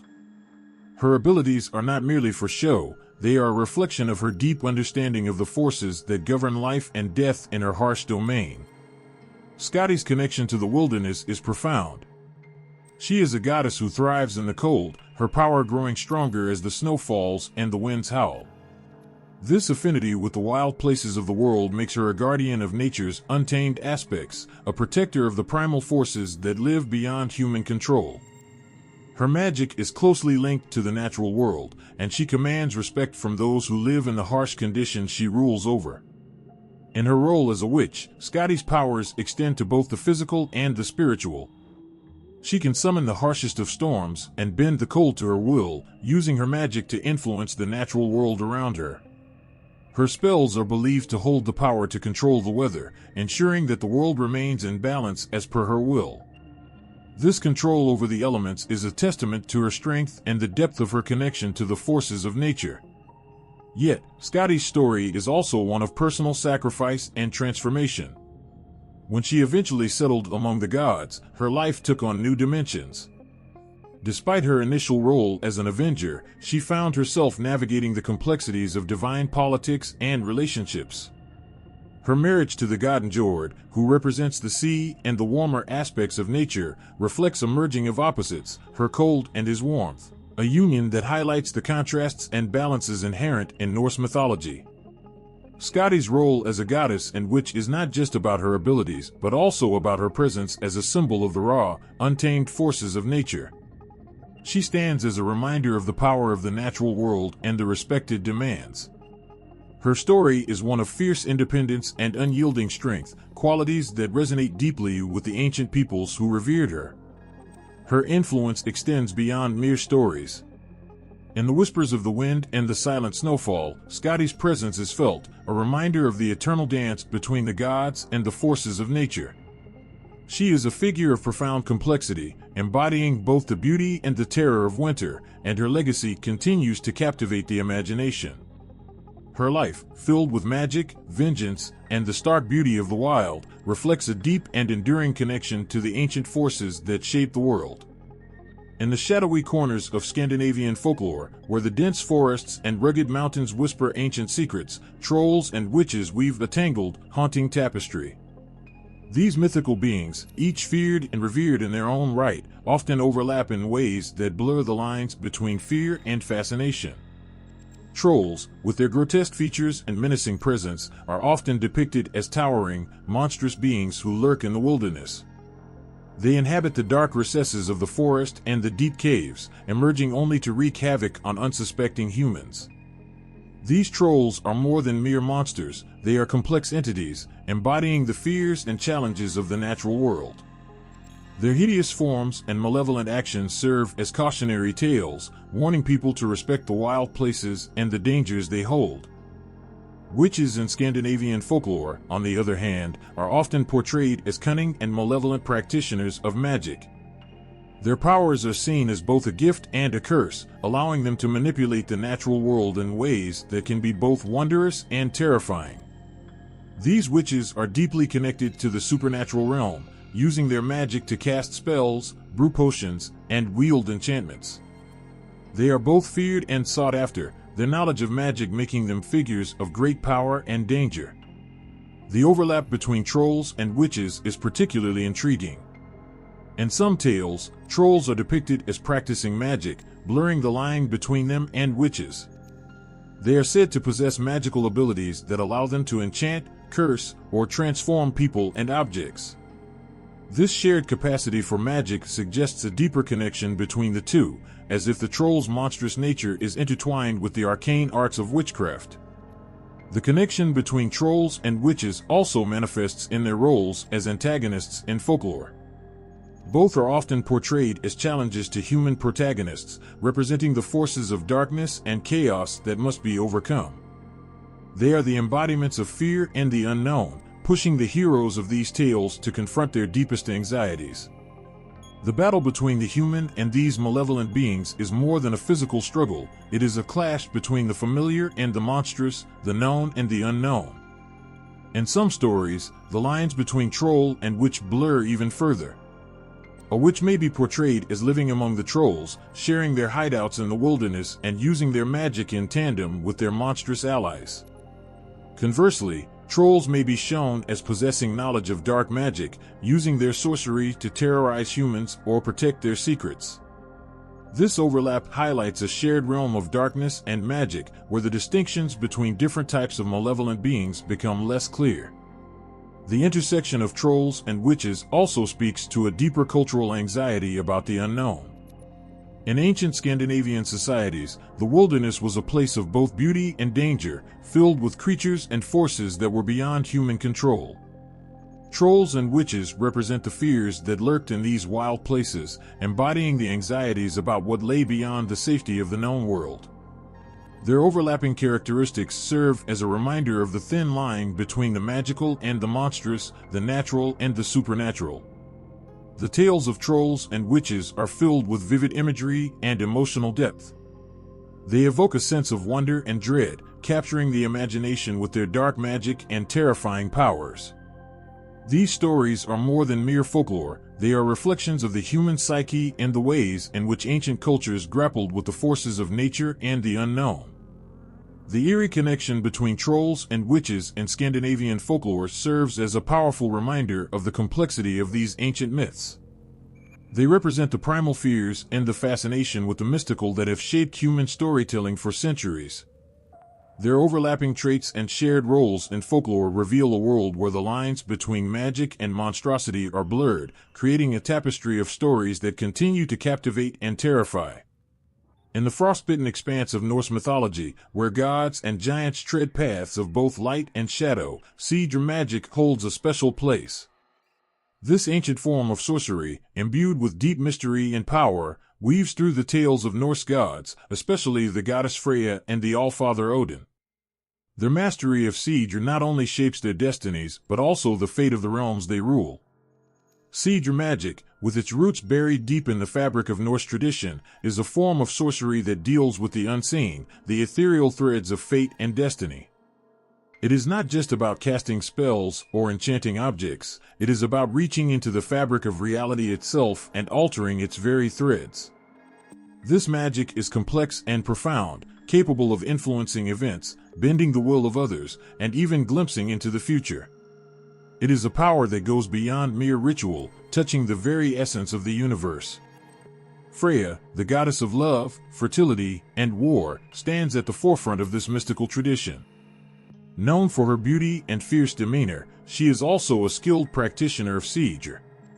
Her connection to this ancient magic is deep, and it is said that she learned its secrets from the Vanir, a group of deities associated with fertility and prosperity.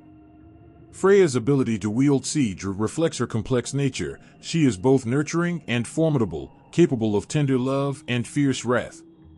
In the stories, Freya is often depicted as performing her magic under the light of the moon or in the solitude of her sacred spaces. She is seen as a powerful figure who uses Seidr to influence the fates of mortals and gods alike. Her magic is both a blessing and a curse, offering insight into future events and the power to change them. This dual nature makes her a figure of immense respect and caution, as her spells can bring both fortune and misfortune. Odin, the chief of the Aesir gods, also practices Seidr, but his use of magic is marked by a different approach. While Freya's magic is often tied to personal destiny and the weaving of fate, Odin's use of Seidr is more about gaining knowledge and insight. He is depicted as a seeker of wisdom, willing to sacrifice everything for the sake of understanding. Odin's journey into the realm of Seidr is one of transformation and sacrifice, highlighting his quest for ultimate knowledge and power. One of the most poignant stories involving Odin's use of Seidr is his sacrifice at Yggdrasil, the World Tree. In his quest for wisdom, Odin hung himself from this sacred tree for 9 days and nights, pierced by his own spear, to gain the knowledge of the runes and the secrets of Seidr. This act of self-sacrifice underscores the depth of his commitment to mastering this ancient magic, revealing the lengths to which he would go to obtain hidden truths and powers. The practice of Seidr by both Freya and Odin intertwines their fates with the fabric of the cosmos. Freya's magic, with its focus on fate and destiny, complements Odin's quest for knowledge and power. Their mastery of Seidr highlights the profound connection between understanding and shaping the world around them.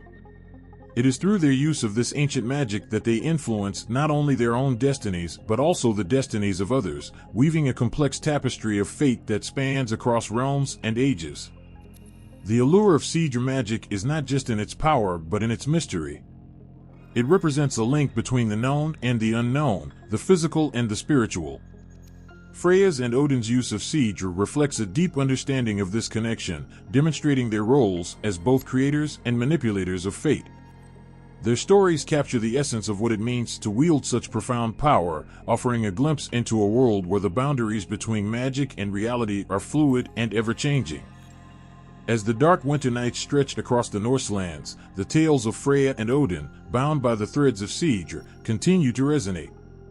Their mastery of this ancient magic speaks to the enduring fascination with the mystical and the divine, revealing the depths of human longing to understand and shape the world around us. The legacy of siege, carried through their stories, remains a powerful symbol of the interplay between destiny, knowledge, and the boundless mysteries of existence. In the ancient city of Babylon, where the Euphrates River winds through a land steeped in mystery and magic, lived a figure whose name still echoes through the corridors of history, Samsuiluna. She was not just any priestess, she was a witch, revered and feared, whose practices and powers captivated the hearts and minds of those around her. Samsuiluna was a priestess in a world where the boundaries between the divine and the arcane were fluid, where rituals and spells were part of everyday life. The ancient Babylonians saw the supernatural as intertwined with their reality, and Samsuiluna embodied this connection in a profound way. Her role as a witch priestess was not merely a title, it was a life dedicated to the mastery of ancient magic, to invoking deities, and to bending the unseen forces that shaped the world. To understand her impact, one must grasp the nature of Babylonian witchcraft. It was not about casting frivolous spells or performing trivial tricks. Instead, it was a serious, solemn craft, woven into the very fabric of society. The magic performed by Samsuiluna was designed to influence the cosmos, to bring favor from the gods, or to ward off misfortune. Her knowledge of incantations, rituals, and ancient texts made her a key figure in maintaining the balance between the mortal and divine realms. Samsuiluna's power lay in her deep connection with the divine. The Babylonians believed that gods and spirits governed every aspect of life. To call upon these entities, to understand their will, was to wield tremendous influence. Samsuiluna's role involved mediating between the human world and these powerful forces. Her rituals were intricate and sacred, performed with a precision that spoke of her profound knowledge and unwavering devotion. Her chants and spells were not mere words, they were believed to hold the weight of cosmic authority. One of the most striking aspects of her role was her ability to navigate the complex pantheon of Babylonian gods. Each deity had its own realm and its own set of rules, and Samsuiluna had to be well versed in these to effectively communicate and negotiate on behalf of her people. Her magic was an art of diplomacy with the divine, seeking to ensure that the gods' favor was maintained and that any anger or misfortune could be averted. In her practice, Samsuiluna was surrounded by the symbols and tools of her craft. She would have used amulets, potions, and ritual objects, each imbued with its own specific purpose. These items were not just accessories, they were vital components of her spells and rituals. The artifacts she employed were carefully crafted and consecrated, each one a vessel of her powerful intent. The written records from ancient Babylon often depict Samsuiluna as a figure of immense respect and authority. She was not only a healer, but also a guide for those seeking to understand the will of the gods. Her influence extended beyond mere magical acts. She was a cornerstone of the spiritual and communal life of her time. Her role bridged the gap between the mundane and the mystical, offering both solace and guidance through her practices. Her story is one of both reverence and complexity. In a world where the supernatural was as real as the physical, her abilities were neither ordinary nor easily understood. She was a living embodiment of ancient wisdom, a channel through which the divine interacted with the human world. Her power was both a blessing and a burden, carrying with it the weight of profound responsibility and deep-seated fear. The reverence for Samsuiluna and others like her shows a society deeply enmeshed in the belief that magic was integral to their existence. Her role as a witch priestess was not just about wielding power, it was about maintaining the delicate balance between the divine and mortal realms. Her practices were a vital part of ensuring harmony and prosperity for her people, a reflection of their deep connection to the mystical forces that governed their world. Even today, the echoes of Samsuiluna's life remind us of a time when the world was viewed through a lens of enchantment and reverence. Her story, like the ancient spells she once chanted, continues to resonate with the weight of history and the depth of human belief in the power of the unseen. In the vibrant tapestry of Hindu mythology, where gods and demons intertwine in a dance of fate and fortune, the sorceresses stand as enigmatic figures of immense power and profound mystery. These women, woven into the fabric of ancient texts and traditions, embody a unique blend of mysticism and might, their stories echoing through the ages with a chilling allure. The Vedic texts, among the oldest scriptures of Hinduism, offer some of the earliest glimpses into the world of sorcery.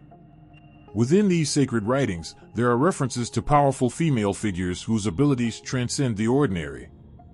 These sorceresses were not just practitioners of magic, but were often endowed with divine or otherworldly powers that set them apart from mere mortals. They were women of formidable strength and wisdom, their magic a bridge between the human world and the celestial realms. One such figure is the legendary sorceress Rukmini, whose story unfolds in the Mahabharata, one of the great Indian epics. Rukmini, though primarily known for her beauty and devotion, also possessed remarkable mystical abilities.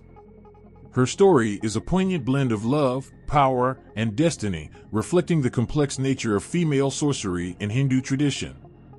Her enchantments and magical prowess were used not only for personal gain but also to shape the very course of her fate and that of those around her.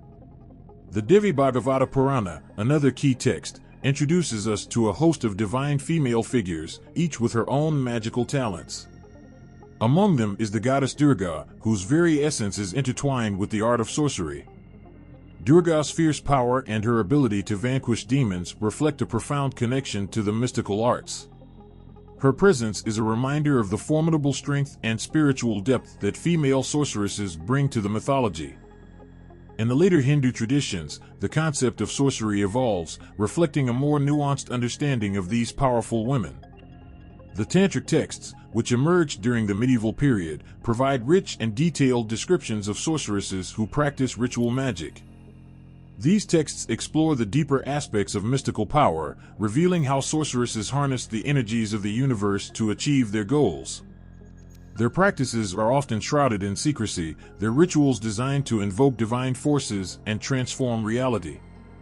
One of the most intriguing figures in these later traditions is the goddess Kali, who embodies the essence of destruction and regeneration. Kali's fierce, dark energy and her ability to transcend conventional morality make her a powerful sorceress whose influence is both feared and revered. Her rituals and worship involve intense and sometimes unsettling practices, reflecting the raw, unfiltered nature of her power. Kali's story is a testament to the duality of sorcery. It can be a force of profound change and liberation, but also one of fearsome intensity. The sorceresses of Hindu mythology are not just passive figures of intrigue, they are active agents in the cosmic drama. Their magic is a vital force that influences the very fabric of existence. They navigate the complexities of divine will and human desire, their stories weaving a rich tapestry of power, passion, and spiritual insight. These women, through their enchantments and rituals, challenge and transform the world around them, their lives a testament to the deep and abiding connection between the mystical and the mundane. Their tales resonate with a haunting beauty, reflecting the ancient belief that magic is a sacred, transformative force. The sorceresses of Hindu mythology, with their extraordinary powers and enigmatic presence, remind us of a time when the boundary between the supernatural and the earthly was thin and permeable. Their stories continue to captivate and inspire, offering a glimpse into a world where the mystical and the divine are intertwined in a dance of power and grace. In the shadowy recesses of Tibetan Buddhism, where the mystical and the divine intertwine, there exists a realm of female spirits known as dakinis. These enigmatic beings, often perceived as witches in Tibetan and Hindu Buddhist folklore, weave a tale of power and mystery that captures the imagination. Dakinis are more than mere figures of folklore, they embody a profound blend of spiritual power and transformative energy. They are seen as female spirits or deities with the ability to traverse the boundaries between the physical world and the divine. Their presence is both feared and revered, representing a force that challenges conventional perceptions of reality and spirituality. Imagine encountering a dakini, an ethereal being who moves with a grace that seems to defy the natural laws of existence. She is often depicted in vibrant, dynamic forms, her presence a whirlwind of energy and color. Her role is not just that of a passive observer but of an active participant in the spiritual world. She possesses a raw, unfiltered power that can both create and destroy, heal and harm, depending on the needs of the moment. In Tibetan Buddhism, dakinis are often linked with the concept of enlightenment and the transformative power of wisdom. They are seen as embodiments of the feminine principle, a force that brings both liberation and challenge. Their magic is not about casting spells in the traditional sense, but about catalyzing profound changes within the practitioner's mind and soul. They embody the essence of wisdom that cuts through illusion and ignorance, guiding those who seek a deeper understanding of their spiritual path. The depiction of dakinis can be both awe-inspiring and unsettling. They are sometimes shown in fierce, wrathful forms, their faces twisted in expressions of intense emotion. These images are not meant to incite fear, but to illustrate the powerful and often chaotic nature of their spiritual influence.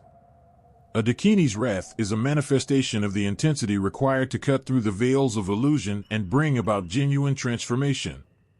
Their role in Tibetan and Hindu Buddhist traditions is deeply tied to the practice of Tantra, a spiritual path that emphasizes the harnessing of powerful energies for enlightenment. Dakinis are seen as protectors of this sacred practice, guiding practitioners through the complex and often challenging processes of inner transformation. Their presence in tantric rituals is a testament to their role as intermediaries between the practitioner and the divine, facilitating a deeper connection to spiritual truths. The dakini's influence extends beyond the mystical realm. It also touches the everyday lives of those who seek their guidance. In Tibetan culture, they are often associated with sacred sites, mountains, and other natural landmarks, believed to inhabit these places and imbue them with spiritual significance. Pilgrimages to these sites are undertaken with the hope of receiving the dakini's blessing and insight, reinforcing their role as mediators between the human and the divine. Their lore is rich with stories that highlight their multifaceted nature. Some tales speak of dakinis as fierce protectors, warding off malevolent forces and safeguarding the sacred teachings. Others portray them as benevolent guides, offering wisdom and support to those who earnestly seek spiritual enlightenment. These stories reflect the dakini's role as a dynamic force, one that embodies both the nurturing and challenging aspects of spiritual growth. The deep reverence for dakinis is matched by an equally profound respect for the mysteries they embody. They are not easily understood or classified, their nature defying simple explanations. This complexity adds to their allure, making them figures of great fascination and respect within Tibetan and Hindu Buddhist traditions. They are a reminder of the profound and often ineffable nature of spiritual wisdom, challenging practitioners to look beyond the surface and engage with the deeper currents of existence. In every story and depiction, dakinis stand as powerful symbols of the divine feminine energy that shapes and transforms the world. Their presence in Tibetan Buddhism and Hindu Buddhist folklore serves as a reminder of the boundless potential of the human spirit and the transformative power of wisdom. They invite us to confront our own illusions, to embrace the full spectrum of our spiritual journey, and to recognize the profound power that lies within and around us. In the misty realms of ancient Chinese folklore, where shadows and whispers intertwine, there exists a captivating tale of fox spirits that embody the essence of sorcery and enchantment. These fox spirits, known as Huli Jing, are not just ordinary creatures of myth, but represent a profound blend of beauty, danger, and magic that captures the imagination and stirs the soul. At first glance, a fox might seem like an innocent animal, but in Chinese mythology, it holds a far more complex and enchanting role. The Huli Jing, or fox spirits, are famed for their ability to transform into beautiful women, weaving their way into human lives with a blend of charm and mystique. They are often depicted with an almost irresistible allure, their true nature concealed beneath layers of enchantment. These spirits possess the power to shapeshift, and their transformations are not merely physical but also spiritual, hinting at deeper, more ancient forces at play. Imagine encountering one of these fox spirits, her eyes glinting with a knowing light, her presence a blend of grace and otherworldly power. To those who fall under her spell, she can be a vision of beauty and seduction, a creature whose very essence seems to challenge the boundaries of reality. Yet, Beneath this captivating exterior lies a spirit with a capacity for great magic, an essence that can both enchant and destroy. The lore surrounding these fox spirits is rich with stories that reflect their dual nature. They are often portrayed as possessing the ability to cast powerful spells and manipulate their surroundings. In some tales, they use their magic to bring fortune and happiness to those they favor, weaving their enchantments with a touch of kindness. In others, their sorcery can be darker, driven by vengeance or desire, leading to complex narratives of love, betrayal, and supernatural intrigue. One of the most haunting aspects of these fox spirits is their ability to manipulate human emotions and desires. Their transformations are not just about changing appearances, but also about tapping into the deepest fears and wishes of those they encounter. They can seduce and deceive, leading their victims into intricate webs of illusion and enchantment. This ability to control and alter perceptions makes them formidable figures in folklore, embodying the power to influence human hearts and minds in profound and often unsettling ways. Yet, the tales of Huli Jing are not merely about fear and manipulation. They also explore themes of transformation and redemption. In some stories, a fox spirit's transformation into a human is a quest for something greater, a search for love, acceptance, or a deeper understanding of the human experience. This journey often leads to complex emotional landscapes, where the spirit's true nature is revealed and the lines between good and evil become blurred. In traditional Chinese culture, fox spirits also represent the interplay between the natural and the supernatural, the earthly and the divine. Their role as sorceresses reflects a broader understanding of magic as a force that exists at the edges of human experience, capable of bridging the gap between the mundane and the extraordinary. They are symbols of the mystical power that flows through the world, a reminder of the unseen forces that shape and influence our lives. The transformation of these fox spirits into witches and sorceresses highlights a fascinating aspect of Chinese mythology. The idea that magic is not a separate or isolated phenomenon but an integral part of existence. The Huli Jing embody the belief that the magical and the mundane are deeply intertwined, each influencing the other in a continuous dance of enchantment and mystery.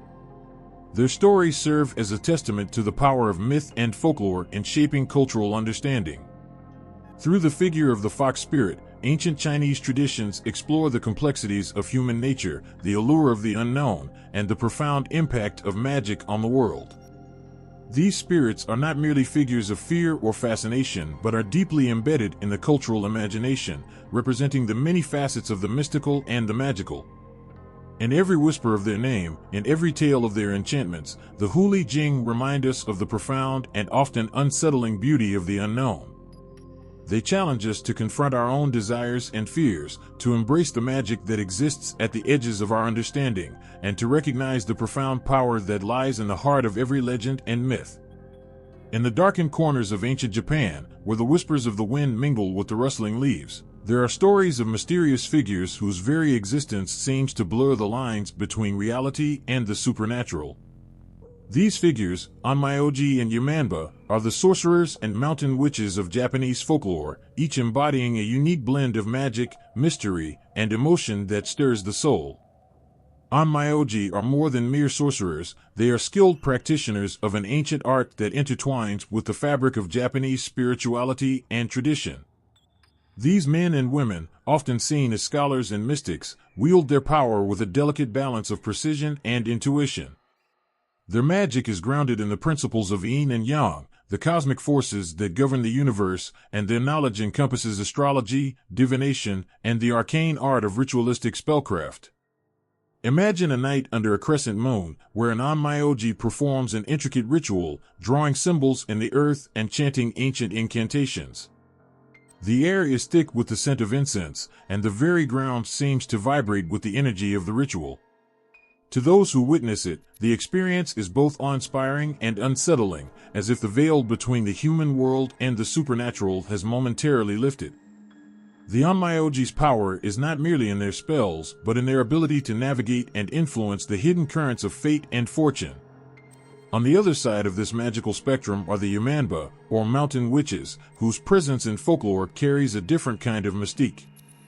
Yamanba are often depicted as reclusive and fearsome figures who inhabit the rugged mountains of Japan.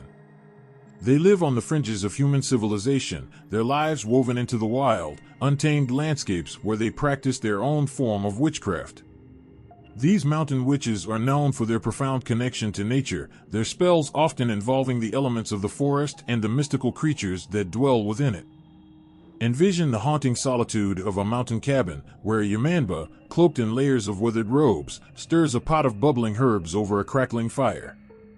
Her eyes, sharp and penetrating, seem to hold ancient secrets as she murmurs incantations that echo through the mountain mist.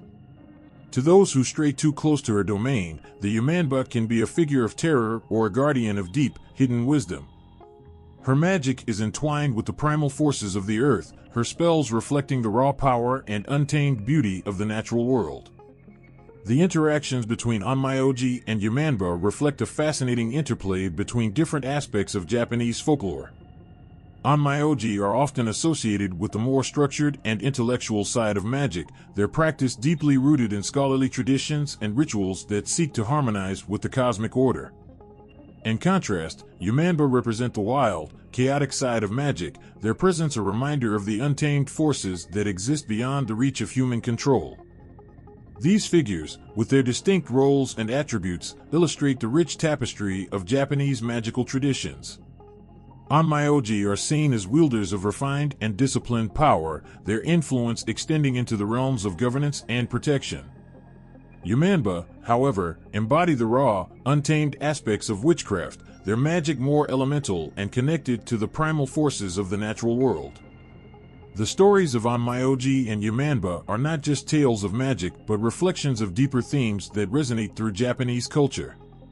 They explore the tension between order and chaos, civilization and nature, and the known and the unknown. Through their actions and interactions, these figures reveal the complex relationship that humans have with the supernatural, a relationship characterized by both reverence and fear. In the shadows of the Japanese mountains and the quiet sanctuaries of ancient shrines, the legacy of Onmyoji and Yamanba lives on. Their stories continue to captivate and intrigue, their magic a testament to the enduring power of folklore to shape and reflect the human experience. These sorcerers and witches, with their blend of wisdom and mystery, remind us of the profound and often enigmatic forces that lie just beyond the edge of our understanding. In the heart of Morocco, where the desert winds whisper ancient secrets and the moonlight dances over the sands, there is a name that carries both fear and fascination: Aisha Kandisha. This enigmatic figure is more than just a character from folklore, she is a powerful symbol woven into the very fabric of Moroccan witchcraft and myth. Aisha Kandisha is said to be a jinn, a supernatural being with the power to influence the world in ways both mysterious and unsettling. Her story begins in the shadows of Moroccan legends, where she is often depicted as a beautiful woman with an aura of otherworldly grace. However, beneath this beguiling exterior lies a more complex and darker presence. She is a force that commands respect, fear, and awe. Legend tells of her enchanting beauty and captivating charm. Her eyes are described as both mesmerizing and unsettling, and her voice can be as soothing as a gentle breeze or as chilling as the desert wind. Yet, this allure is not merely a surface trait. Aisha Kandisha's power lies in her ability to control and manipulate, her presence both a blessing and a curse. She is known for her ability to bewitch and seduce, drawing people into her world with promises of love or success, only to ensnare them in a web of supernatural intrigue. But Aisha Kandisha's story is not one of simple enchantment. She is also known for her malevolent side. In some tales, she appears as a vengeful spirit who seeks to punish those who wrong her. Her anger is said to be fierce and her revenge swift. Those who cross her path might find themselves cursed or haunted by her presence. It is said that her touch can bring about misfortune, illness, or madness, a reminder of the thin line between pleasure and peril in the world of the supernatural. Despite her fearsome reputation, Aisha Kandisha also holds a place of respect within Moroccan folklore. She is not simply a malevolent force, but a powerful entity whose actions are deeply intertwined with the natural and spiritual worlds. Her influence extends beyond mere magic. She embodies the complex and often unpredictable nature of human desires and fears. Her story serves as a cautionary tale, warning against the dangers of meddling with forces beyond human understanding and the consequences of taking what is not freely given. In Moroccan witchcraft, Aisha Kandisha is seen as both a protector and a punisher. She is believed to have the ability to offer guidance and support to those who seek her favor, often through rituals and offerings. Her followers might seek her help in times of need, hoping to gain her favor or to ward off misfortune. But this is a delicate balance, for Aisha Kandisha is not easily appeased. Her support must be earned through respect and understanding, and any slight or disrespect can lead to her wrath. The rituals associated with Aisha Kandisha are often shrouded in secrecy, reflecting the deep respect and fear she commands. Offerings might be left at sacred sites or whispered prayers offered in hopes of gaining her favor. Her presence in these rituals is both a source of strength and a reminder of the dangers that come with invoking such a powerful entity. The line between reverence and fear is thin, and those who seek her aid must tread carefully, aware of the potential consequences of their actions. Aisha Kandisha's legacy is a powerful reminder of the rich tapestry of Moroccan folklore and witchcraft. Her story weaves together elements of beauty, danger, and the supernatural, reflecting the complex nature of human desires and fears. She is a figure who embodies both the allure and the peril of the mystical world, her presence a testament to the enduring power of folklore to shape and reflect the human experience. In the dusty windswept corners of Morocco, where the ancient tales are carried on the breeze, the name of Aisha Kandisha continues to echo. Her story, filled with enchantment and danger, remains a potent symbol of the deep and often mysterious connection between the human world and the supernatural. In the heart of Afro-Brazilian folklore, where the rhythms of drums and the whispers of spirits blend seamlessly, the figure of Pomba Gira emerges with a presence that is both captivating and formidable. Known as a powerful witch spirit within Afro-Brazilian traditions, Pomba Gira embodies a complex blend of sensuality, mysticism, and authority, making her one of the most intriguing figures in the world of witchcraft. Pomba Gira is often depicted as a striking and seductive woman, her allure both enchanting and dangerous. She moves with a grace that commands attention, her presence a whirlwind of captivating energy and magnetic charm. Yet, beneath this beguiling exterior lies a deeper and more formidable power. Pomba Gira is not just a figure of beauty, she is a force of transformation and change, capable of influencing the world in ways that are as profound as they are unpredictable. Her connection to witchcraft is deeply rooted in the traditions of Afro-Brazilian spiritual practices, particularly those influenced by Candomblé and Umbanda. These religions, with their rich tapestry of deities and spirits, place Pomba Gira at the crossroads of magic, love, and the supernatural. She is often called upon in rituals and prayers, her name invoked for matters of love, justice, and personal transformation. In these traditions, Pomba Gira is seen as a protector of women and a guide through the labyrinth of human desires and emotions. Her role is not simply to enchant but to empower. Those who seek her help often turn to her in times of personal struggle or when navigating complex relationships. Her influence can bring about significant changes, both in the lives of individuals and in the broader fabric of their communities. Pomba Gira's magic is known for its intensity and potency. It is said that she can shift the tides of fortune and open doors that seemed forever closed. Her spells and rituals are filled with a deep sense of mystery and power, drawing from the natural and supernatural worlds to bring about desired changes. Her devotees might seek her aid in matters of the heart, asking for her intervention to mend broken relationships or to ignite new passions. Others may turn to her for strength and guidance when facing injustice or adversity. The rituals associated with Pomba Gira are as vibrant and varied as her character. They often involve offerings of flowers, sweets, and colorful fabrics, reflecting her connection to sensuality and beauty. Her worshippers might gather in sacred spaces, performing dances and chants that invoke her spirit and honor her presence. These rituals are not only acts of devotion but also expressions of the deep cultural and spiritual bonds that tie her followers to their traditions. Yet, Pambajira's power is not without its shadows. Her ability to invoke change also carries with it a reminder of the unpredictable nature of magic. Those who seek her aid must approach with respect and awareness, understanding that her interventions can be as challenging as they are transformative. Her influence can bring about sudden shifts in fortune, and her presence often forces those she touches to confront their deepest fears and desires. Her connection to witchcraft is deeply entwined with themes of empowerment and liberation. In many ways, Pambajira represents the reclaiming of one's power and the breaking free from societal constraints.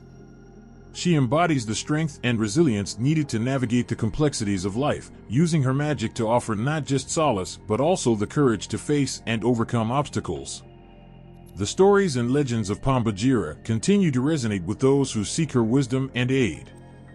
Her presence in Afro-Brazilian folklore serves as a powerful reminder of the ways in which the supernatural and the human intersect, creating a space where magic, mystery, and personal growth can intertwine. Her role as a witch spirit is a testament to the enduring power of folklore to shape and reflect the human experience, offering both guidance and transformation to those who call upon her. As the beats of drums echo through the night and the incense rises in sacred spaces, the spirit of Pambajira lingers, a potent reminder of the deep and abiding connection between the spiritual and the mundane. Her story is one of enchantment and empowerment, of magic and transformation, resonating through the rich tapestry of Afro-Brazilian traditions and continuing to touch the lives of those who seek her powerful and captivating presence. In the heart of Sudanese folklore, a mysterious and powerful presence stirs, the Zar spirits. These enigmatic entities occupy a significant place in the realm of witchcraft and spiritual practices, particularly among women. Their influence weaves through the fabric of Sudanese life, casting a spell of wonder and fear in equal measure. The Zar spirits are often described as elusive, malevolent beings that can possess individuals, especially women. This possession is not merely a dramatic event, but a deeply rooted cultural and spiritual phenomenon. Women who experience Zar possession are thought to be under the control of these spirits, and their symptoms can range from strange behaviors to deep, unsettling emotional disturbances. The encounter with Zar is not just an affliction but a profound and transformative experience that intertwines with the fabric of spiritual and social life. These spirits are believed to be both ancient and enigmatic, their origins shrouded in mystery. They are said to come from a hidden, otherworldly realm, reaching out to the mortal world with a will of their own. Zar possession is not a mere display of madness but a powerful spiritual occurrence that demands serious attention and respect from those around the afflicted. When a woman is believed to be possessed by a Zar spirit, she may exhibit behaviors that defy ordinary explanations. The possession can lead to intense emotional outbursts, profound shifts in personality, or even physical changes. These symptoms are not seen as mere symptoms of a medical condition but as the manifestation of a spiritual struggle that requires intervention from the community. In this way, Zar possession becomes a deeply communal experience, intertwining personal suffering with collective spiritual practices. The rituals to address Zar possession are elaborate and profound, involving ceremonies led by skilled practitioners who have a deep understanding of these spirits. These rituals often include chanting, drumming, and offerings, designed to appease or drive away the Zar spirits. The ceremonies are not just acts of spiritual intervention but are also deeply rooted in the cultural heritage of the Sudanese people, reflecting their beliefs about the spiritual world and their place within it. Women play a central role in these rituals. They are often the ones who experience Zar possession, and they also take on significant roles in the healing processes. This paradox highlights the complex relationship between Zar spirits and women in Sudanese culture. Women are both the victims and the healers, their experiences with Zar spirits shaping and being shaped by the rituals they participate in. The rituals themselves are often conducted in sacred spaces, creating an environment where the spiritual and the earthly realms come together. The Zar spirits also embody a powerful connection between the spiritual world and the social dynamics of Sudanese life. They are not just abstract entities but are deeply embedded in the social fabric. The way Zar spirits are understood and dealt with reflects broader cultural attitudes towards women and their roles in society. In many ways, the Tsar spirits become a lens through which the complexities of gender, power, and spirituality are explored and expressed. The experience of Tsar possession can also bring about a sense of community and solidarity. Women who have been possessed by Tsar spirits and those who assist in the rituals often form strong bonds through their shared experiences. The rituals serve as a way to affirm their collective identity and to navigate the challenges posed by the Tsar spirits together. This communal aspect of Tsar possession highlights the ways in which personal and spiritual experiences are deeply intertwined with social connections. Despite the fear and mysteries surrounding the Tsar spirits, they also symbolize the resilience and strength of the Sudanese people. The rituals and practices associated with Tsar possession reflect a rich cultural heritage and a deep spiritual tradition that has endured through generations. The way Tsar spirits are integrated into the spiritual and social life of Sudanese communities speaks to the enduring power of folklore and the ways in which it shapes and reflects human experience. In the shadowy depths of Sudanese spiritual traditions, the Tsar spirits remain a potent symbol of the complex interplay between the spiritual and the earthly. Their influence on women and witchcraft in Sudanese folklore is a testament to the profound ways in which spiritual beliefs and practices can shape and transform lives. As the rhythms of ritual drumming echo through sacred spaces and the voices of those involved in the ceremonies rise in unison, the presence of the Tsar spirits continues to weave its enigmatic and powerful spell over the hearts and minds of those who encounter them. In the shadowy corners of Middle Eastern folklore, the story of Lamia stirs with a chilling whisper that haunts the deepest recesses of the imagination. Once a figure of beauty and grace, Lamia's tale has twisted into a nightmarish legend that continues to send shivers down the spine. Lamia's story begins in an era long past, where she was a queen of extraordinary beauty. Her allure was legendary, captivating the hearts of many, including that of Zeus, the king of the gods. This celestial affair, however, was not destined for joy. When Zeus's wife, Hera, discovered the infidelity, she unleashed a torrent of jealousy and rage upon Lamia. Hera, in her fury, cursed Lamia with a hideous transformation. The stunning queen was condemned to a life of monstrous horror, her beauty replaced with a ghastly visage. But the curse did not end with her physical transformation. Hera's wrath extended to Lamia's most cherished possession, her children. The once proud mother was forced to watch in agony as her children were taken from her, one by one.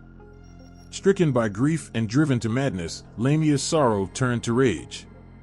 Her heart hardened, and she became a figure of terror, a witch-like creature known for her ghastly deeds. Transformed into a nightmarish specter, Lamia roamed the night with a heart filled with unquenchable anguish. The legend tells of her wandering the dark, desolate places, a harrowing silhouette with eyes that glowed with an otherworldly light. Her presence alone was enough to send chills through anyone who encountered her. Her once beautiful face was now a mask of despair and malice. Driven by her unbearable pain, Lamia began to prey upon children. Her sorrow turned into a dark, consuming hunger, and she was said to haunt sleeping families, searching for innocent lives to snatch away. The tale of Lamia grew darker with each retelling, her image morphing from that of a cursed queen to a vengeful demon who hunted the innocent. The legend of Lamia serves as a dark mirror reflecting the pain and betrayal she endured. Her transformation into a child-eating witch was not just a consequence of divine anger, but also a manifestation of her profound grief and loss. Her curse turned her into a creature of nightmares, embodying the deepest fears of those who hear her story. This myth of Lamia spread far beyond its origins, finding its way into various cultures and folklore. In many versions, her tale is used to warn children of the dangers lurking in the dark, a cautionary figure to encourage obedience and caution. Lamia became a symbol of the fear that follows when profound grief and betrayal are left unchecked. Her story is a potent reminder of the powerful emotions that can shape a legend, turning a once beautiful queen into a ghastly figure of terror. Despite the horror she represents, Lamia's tale evokes a sense of tragic empathy.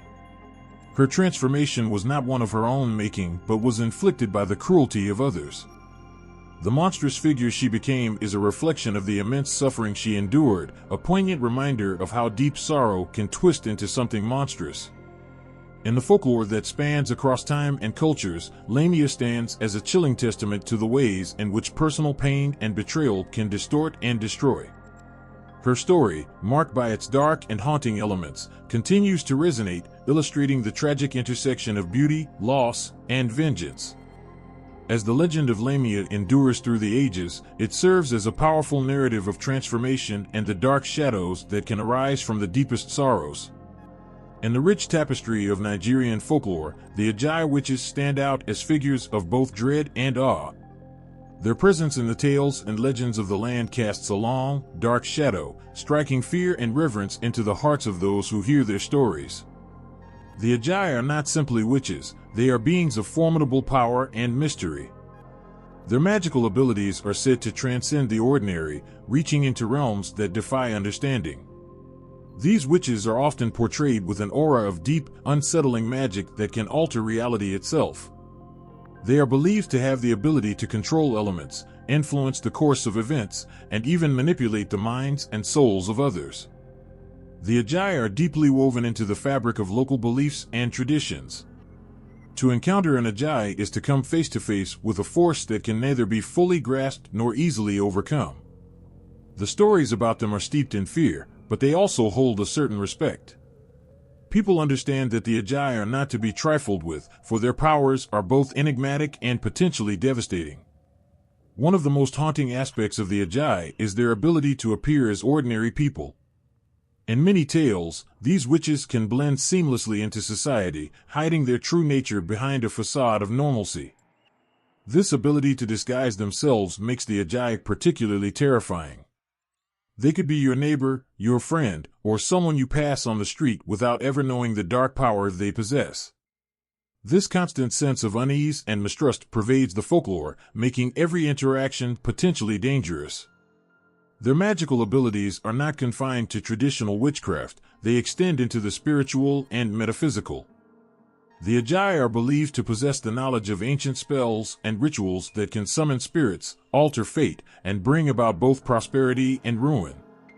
Their magic is seen as a double-edged sword, capable of incredible good but also immense harm. This dual nature of their power makes them figures of both fear and respect.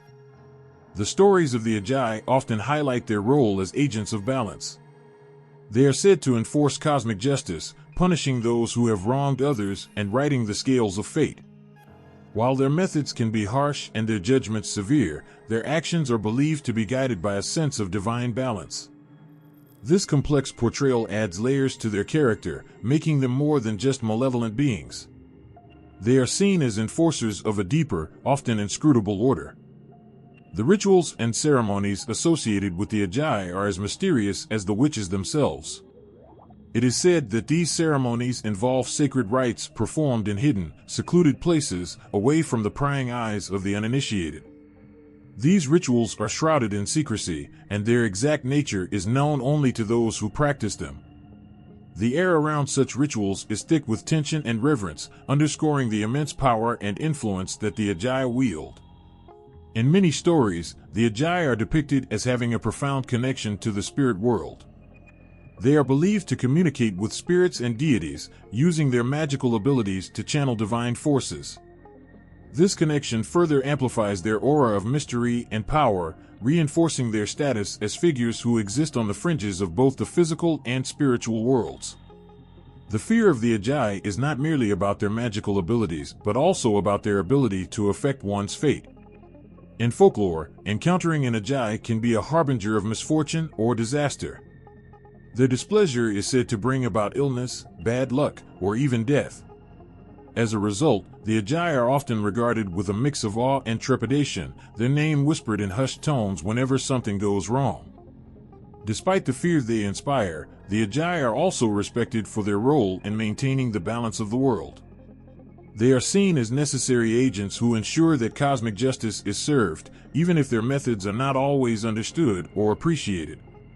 This respect is reflected in the rituals and offerings made to appease them, seeking to earn their favor or avert their wrath. The legend of the Ajay witches captures the imagination and stirs the soul. They represent a deep and abiding fear of the unknown, a reminder of the dark corners of the world that remain beyond human comprehension. Their stories weave together elements of magic, justice, and mystery, creating a tapestry that is both haunting and compelling. The Yagi stand as powerful symbols of the unknown forces that shape our world, embodying the ancient and enduring fears that lie at the heart of folklore. The Navajo skinwalkers are among the most chilling figures in Native American folklore, their legends weaving a haunting tapestry of fear and fascination. These shape-shifting witches are said to possess the terrifying ability to transform into animals, often using their dark powers for malevolent purposes.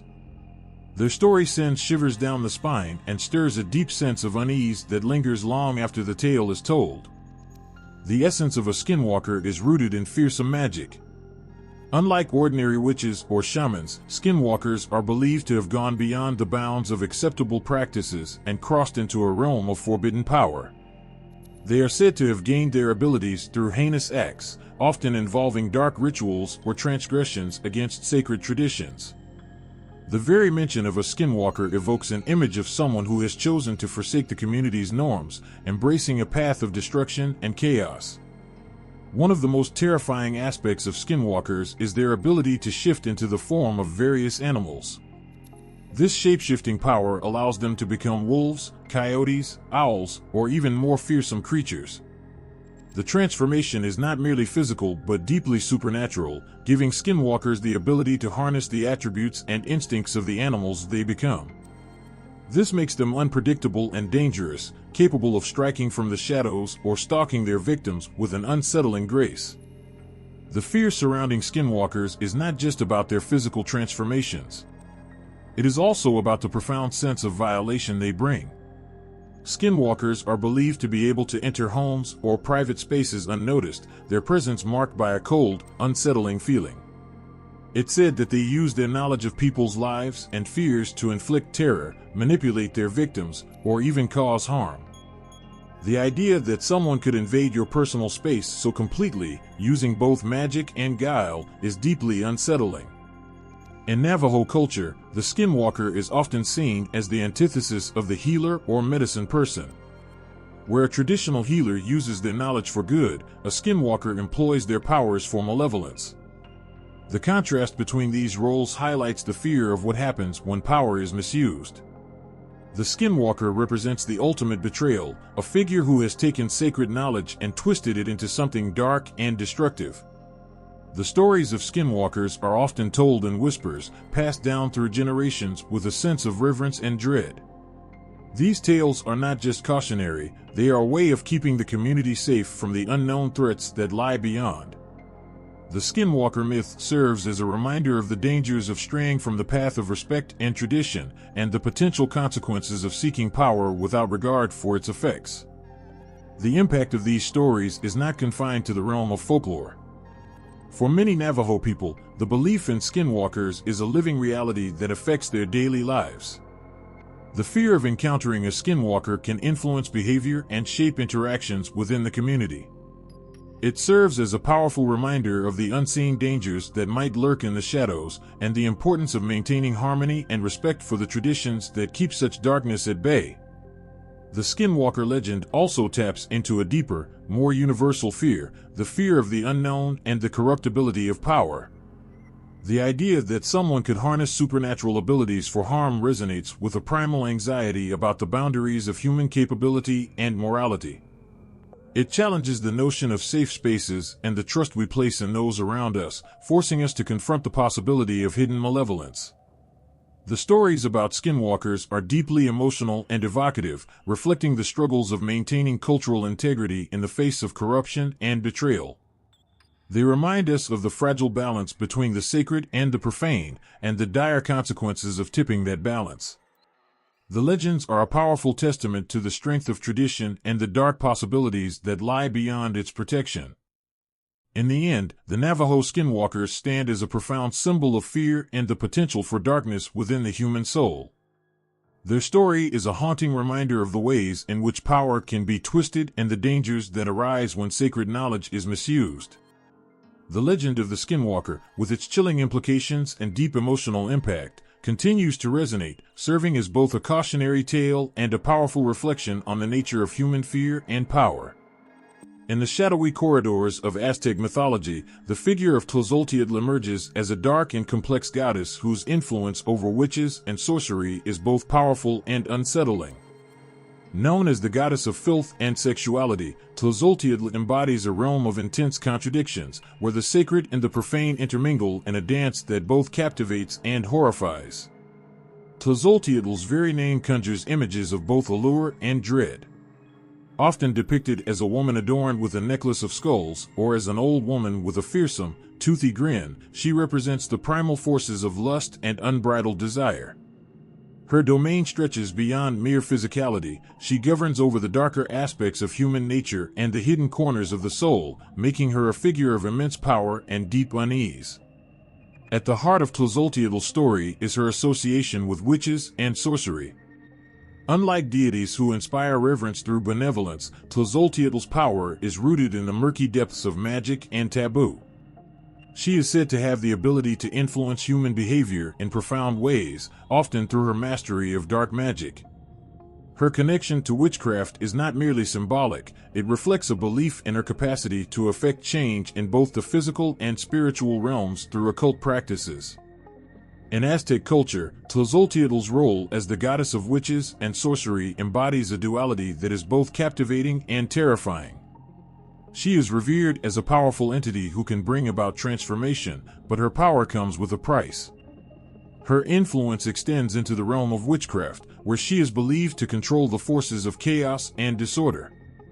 Those who sought to harness such powers often turned to her, invoking her presence in their rituals and spells. The goddess's association with filth and corruption adds another layer of complexity to her role. Tlazolteotl is not merely a figure of moral transgression, she represents the necessary destruction that precedes rebirth.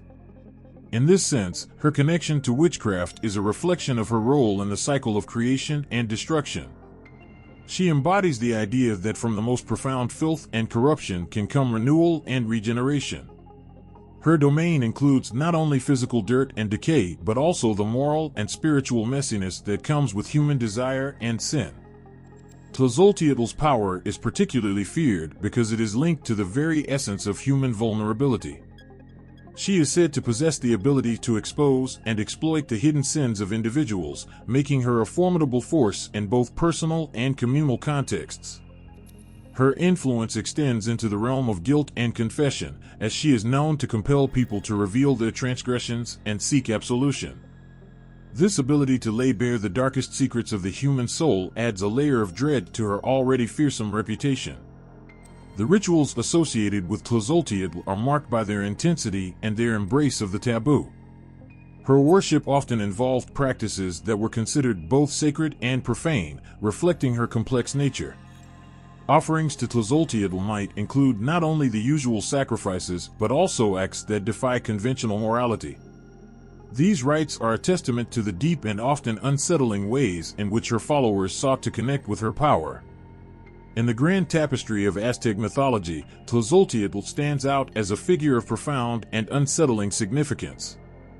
Her role as the goddess of witches and sorcery is marked by a combination of allure and horror. She embodies the raw and untamed forces of magic, as well as the darker aspects of human nature. Her presence in Aztec mythos reflects a deep understanding of the balance between creation and destruction, and the necessity of confronting the darker sides of existence. Tlazolteotl's story is a powerful reminder of the ways in which ancient cultures grappled with the concepts of power, desire, and morality. Her influence over witchcraft and sorcery, combined with her connection to filth and corruption, makes her a goddess of intense and often disturbing significance. She represents the terrifying beauty of a force that can both create and destroy, and her legacy continues to evoke a profound sense of both awe and unease. In the heart of Mexican folklore, Chicumcotl emerges as a goddess who embodies both the gentle nurturing of life and the raw power of witchcraft. Known as the witch goddess of corn and fertility, her presence is a blend of divine sustenance and mystical force, making her a figure of awe and reverence in ancient traditions. Chicumcotl, often depicted with a headdress of corn kernels and a rich, vibrant robe, represents the life-giving power of agriculture. Her name, which translates to seven snakes, evokes a sense of ancient wisdom and mystical energy. She is not merely a goddess of crops, she is the very essence of fertility and abundance, a powerful force that transforms barren land into lush fields. Her role is pivotal in the cycles of planting and harvest, guiding farmers and communities through the rhythms of nature. Her connection to witchcraft is as profound as it is comforting. Chicumcotl is seen not only as a nurturer of life, but also as a guardian of the sacred rituals that ensure the success of the harvest. In her magical practices, she wields the power to bless or curse the crops, depending on how well the community honors her. This divine authority over the abundance of food reflects her dual nature, both as a giver of life and a stern enforcer of balance. To please Chicumcotl, people performed elaborate rituals, offering her the finest ears of corn and other gifts. These ceremonies were imbued with a deep sense of reverence, acknowledging her role in sustaining life. The imagery associated with Chicumcotl carries an emotional weight that is both nurturing and commanding. Her divine presence is said to imbue the earth with the vitality necessary for growth. In times of drought or poor harvests, it was believed that the goddess's favor was lost, making her worship crucial for the survival of the community. Her influence over the harvest meant that she held the fate of many lives in her hands, adding a layer of intensity to her worship. The goddess's connection to fertility extends beyond agriculture, touching every aspect of life that involves growth and renewal. In addition to ensuring bountiful crops, Chicumcotl's blessings were sought for fertility in families and livestock. Her magic was considered essential for maintaining the prosperity of the entire community, weaving her influence into the daily lives of those who honored her.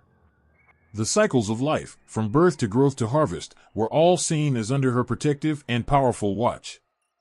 Stories of Chicumcotl often revealed her as a compassionate yet demanding deity. She is portrayed as a guardian of the earth's natural cycles, ensuring that the balance between giving and taking is maintained. Those who disrespected the sacred rituals or failed to honor her contributions to their sustenance faced the risk of her displeasure. Her power to control the fertility of the land was matched by her ability to invoke drought or famine if she was not properly revered. The rituals dedicated to Chicumcotl were vibrant and filled with emotional intensity. Communities would gather to celebrate her festivals with music, dance, and offerings. These ceremonies were not just acts of worship but vital expressions of gratitude and hope. They reflected a deep understanding of the goddess's role in their survival and prosperity. Through these rites, people sought to align themselves with the rhythms of nature and the goddess's powerful magic. Chicumcotl's place in Mexican folklore is a poignant reminder of the deep connection between humans and the natural world. Her influence over the harvest and fertility is a testament to the ways in which ancient peoples recognized the need to honor and respect the forces that sustain life.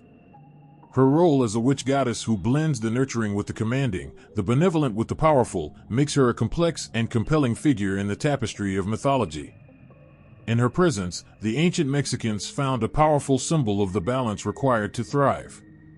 Chicumcotl represents the profound understanding that life's abundance is both a gift and a responsibility. Her magical influence, intertwined with the cycle of nature, reflects a deep reverence for the forces that shape existence. Her story is a blend of beauty and intensity, reminding us of the intricate dance between the divine and the mortal in the quest for sustenance and life. In the heart of Mexican folklore, the bruja stands as a figure of both fascination and fear.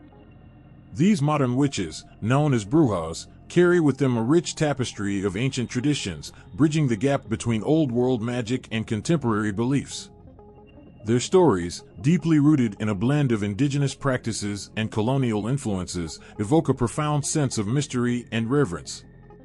Picture a bruja in the moonlight, her presence as enchanting as it is unsettling. The bruja is often depicted as a powerful woman who wields magic with both grace and intensity.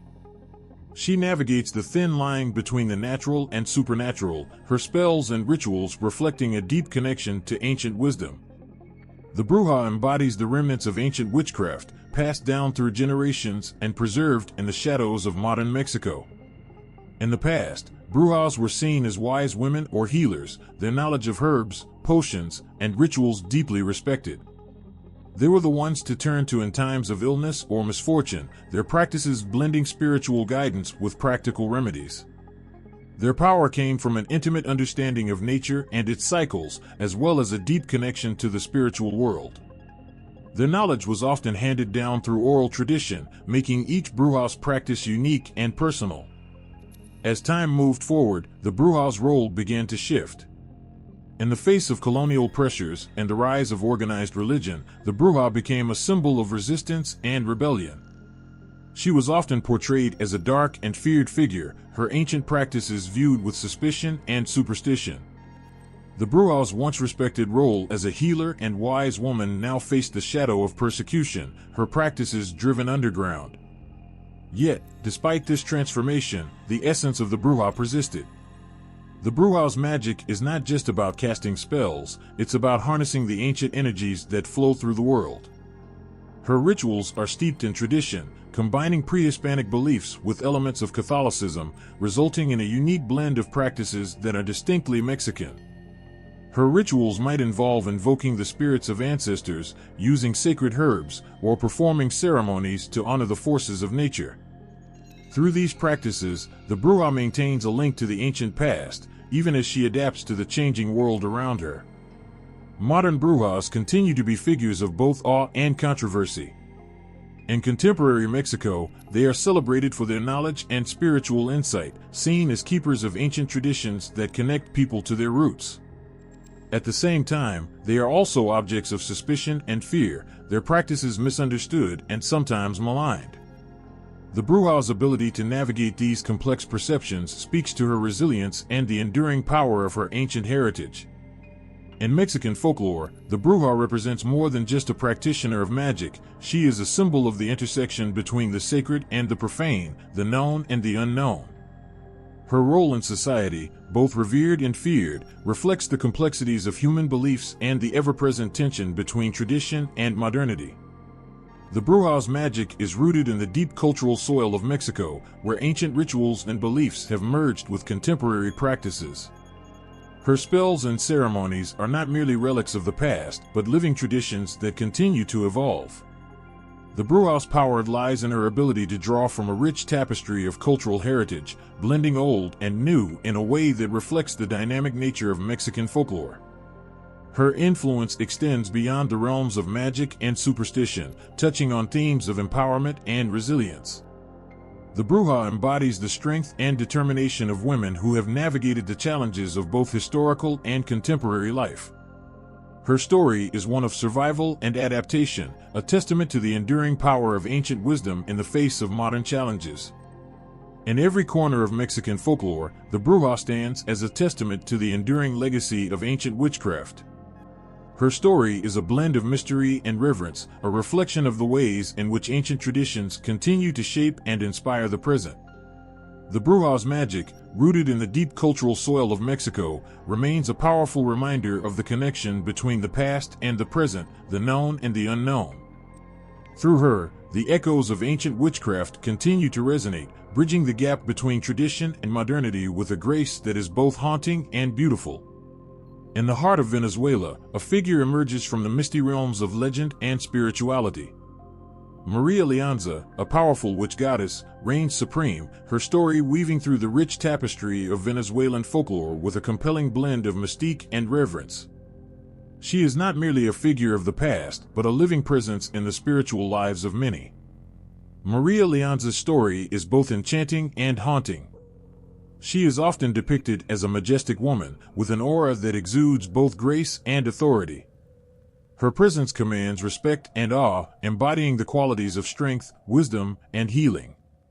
Maria Lianza is believed to be a powerful spirit, capable of performing miracles and influencing the world through her mystical powers. The essence of Maria Lianza is rooted deeply in Venezuelan mythology. She is often associated with nature and the wilderness, her power said to be drawn from the very land she protects.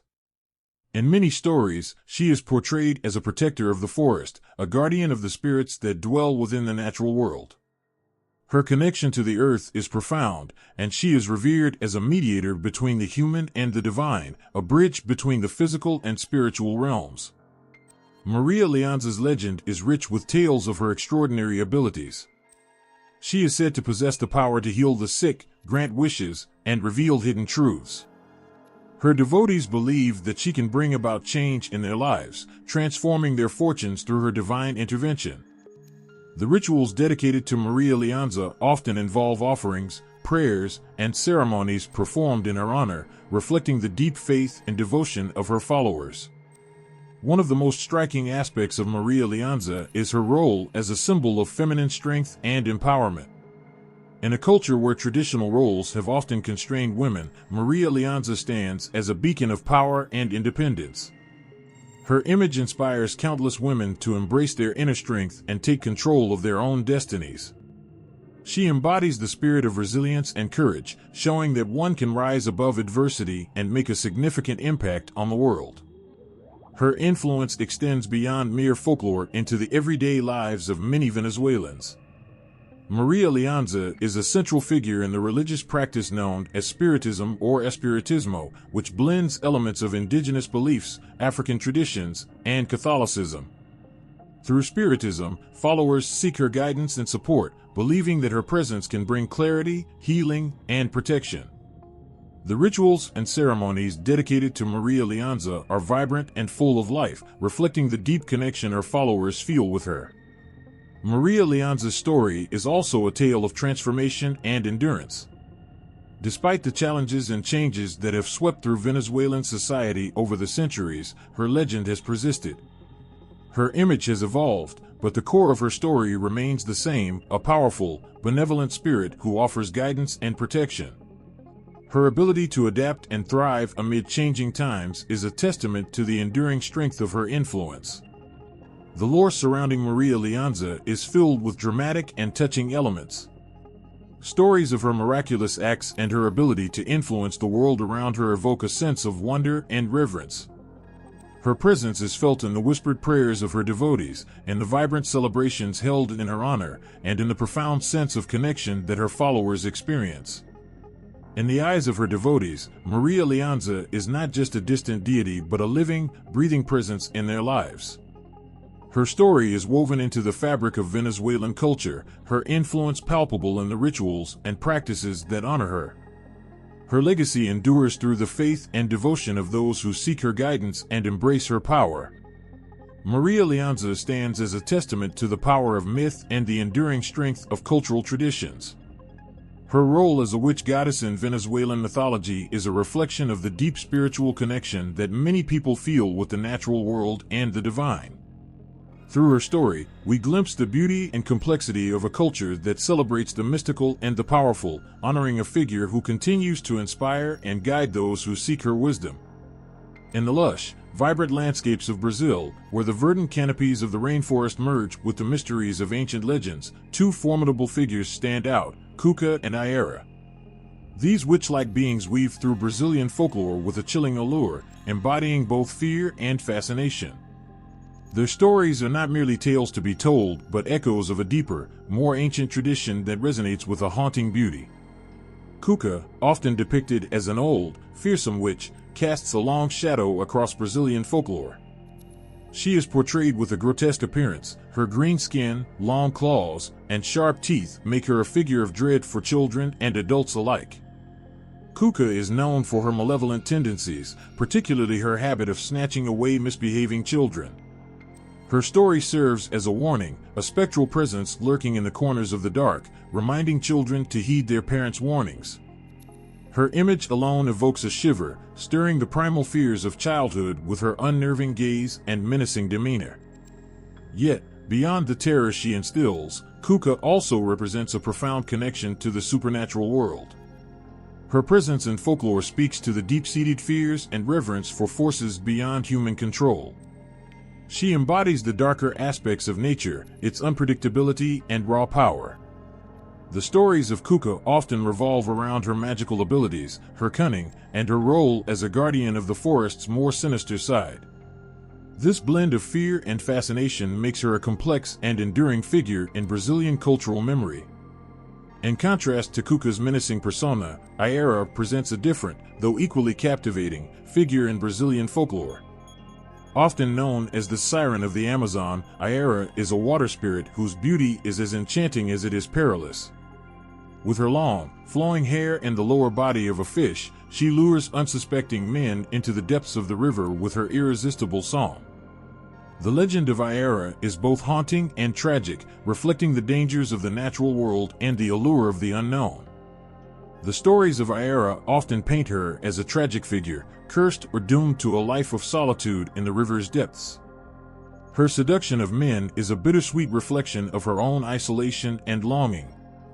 In some versions of her tale, she is a victim of betrayal or unrequited love, adding layers of sadness and empathy to her character. Yaga's allure and the subsequent dangers she poses are emblematic of the river's unpredictable nature, beautiful yet treacherous, inviting yet perilous. Both Cuca and Yaga reflect the rich tapestry of Brazilian folklore, illustrating the interplay between fear and fascination that pervades the stories of witches and spirits. They are more than mere characters, they are embodiments of the natural world's power and mystery, deeply intertwined with the cultural consciousness. Their stories serve as a means of understanding and navigating the complexities of both the natural and supernatural worlds. The presence of these figures in folklore reveals much about the values and beliefs of the cultures that tell their stories. Cuca's role as a cautionary figure speaks to the importance of obedience and respect for authority, while Yaga's story underscores the dual nature of beauty and danger. Both figures, despite their frightening traits, hold a place of reverence and significance, reflecting the deep connection between human experience and the mythical world. As legends pass down through generations, Cuca and Yaga continue to captivate the imagination. They are not just relics of the past, but living embodiments of the fears and fascinations that shape human experience. Their stories, rich with emotional depth and supernatural intrigue, remind us of the power of folklore to illuminate the dark and mysterious corners of our collective psyche. Through these tales, the haunting beauty of Cuca and Yaga endures, weaving a spell that continues to enchant and terrify all who hear their names. In the heart of Haiti's vibrant culture, where the echoes of ancient rhythms blend with the whispers of the spirits, a figure of both dread and fascination emerges, the Bakar. This enigmatic practitioner, often veiled in shadows and steeped in mystery, plays a complex role in Haitian Vodou. The Bakar is more than just a witch, they are a keeper of dark magic, wielding power that both captivates and terrifies. Imagine a night shrouded in darkness, with the only light coming from the flickering flames of a ritual fire. The air is thick with the scent of incense and the murmur of incantations. In the midst of this charged atmosphere stands the Bakar, their presence commanding both fear and reverence. Clad in traditional garb and adorned with charms, the Bakar's eyes gleam with an unsettling blend of wisdom and menace. They are a figure who straddles the line between the seen and unseen, the sacred and the profane. The Bakar's role in Vodou is profoundly ambivalent. On one hand, they are skilled practitioners of powerful magic, capable of invoking spirits and performing rituals that can alter the course of lives. They are known for their deep knowledge of herbs, potions, and spells, wielding these tools to bring about significant changes, both good and ill. Their magic can heal or harm, bring prosperity or disaster, making their role a double-edged sword in the community. But it is the dark magic associated with the Bakar that gives rise to the most chilling aspects of their reputation. The Bakar is often linked with practices that are feared and misunderstood by those outside the Vodou tradition. They are rumored to engage in necromancy, calling upon the dead to serve their purposes, and to use their magic for malevolent ends. The idea of a Bakar creating zombies, using spells to control others' wills, or engaging in curses, feeds into a powerful and unsettling narrative. These stories are not merely folklore, they reflect the deep-seated fears and anxieties surrounding the misuse of spiritual power. Yet, it's important to remember that within the Vodou community, the Bakar's work is seen through a different lens. Their practices are not always about malevolence, but are deeply intertwined with the complexities of human desires and the struggle for balance. The Bakar's actions are often driven by personal motives, whether seeking revenge, protecting their community, or asserting their own power. The distinction between good and evil is not always clear-cut in Vodou. Instead, it reflects the nuanced realities of human experience. The Bakar's association with dark magic also speaks to the broader themes of fear and control that permeate Haitian folklore. Their power to influence the unseen world taps into a primal fear of the unknown and the supernatural. The stories of Bakers wielding their magic with ruthless precision serve as cautionary tales, warning of the consequences of crossing boundaries and meddling with forces beyond human comprehension. Amidst the fear, there is also a sense of awe surrounding the Baker.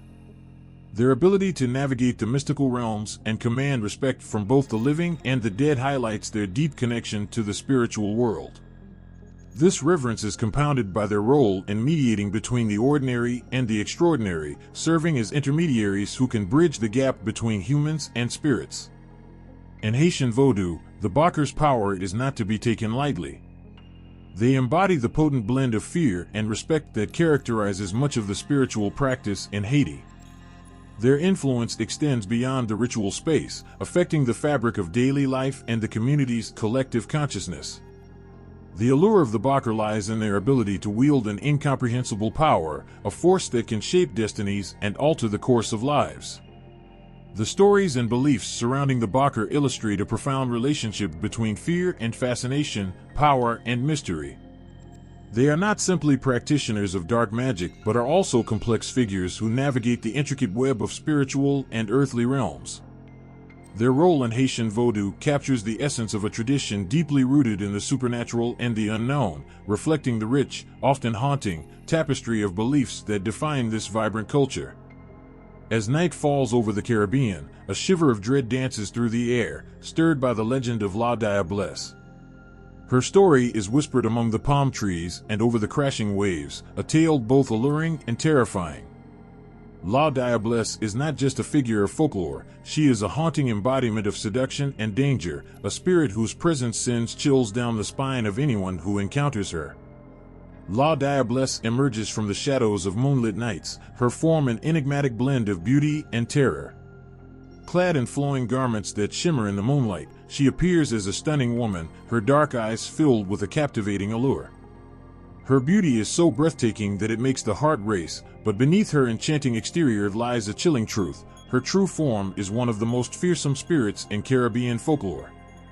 With a hypnotic grace, La Diablesse moves through the night, her steps silent and deliberate.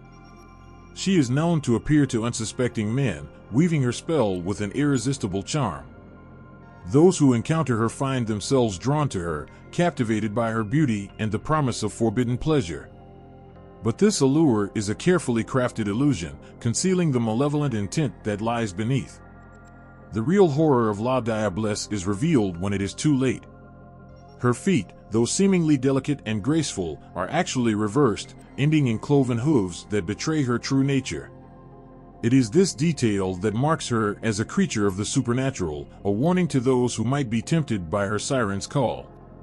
When the veil of enchantment lifts, the transformation is both shocking and horrifying, leaving her victims in a state of terror and despair. La Diablesse is not merely a spirit of seduction, she embodies a profound and unsettling sense of danger. Her presence is a symbol of the seductive power that can lead one to ruin. She is often associated with dark magic and malevolent intent, using her allure to lure individuals into dangerous situations or even to their deaths. Her legend serves as a cautionary tale, a stark reminder of the perils that lie in giving in to temptation and the consequences of falling under the spell of something too alluring to be true. Yet, there is more to La Diablesse than just her terrifying guise. Her story reflects the complexities of desire and the human condition. She represents the allure of the unknown and the dangers that come with seeking out that which is forbidden. In many ways, she is a reflection of the darker aspects of human nature, manifesting as a powerful and seductive force that tests the boundaries of morality and self-control.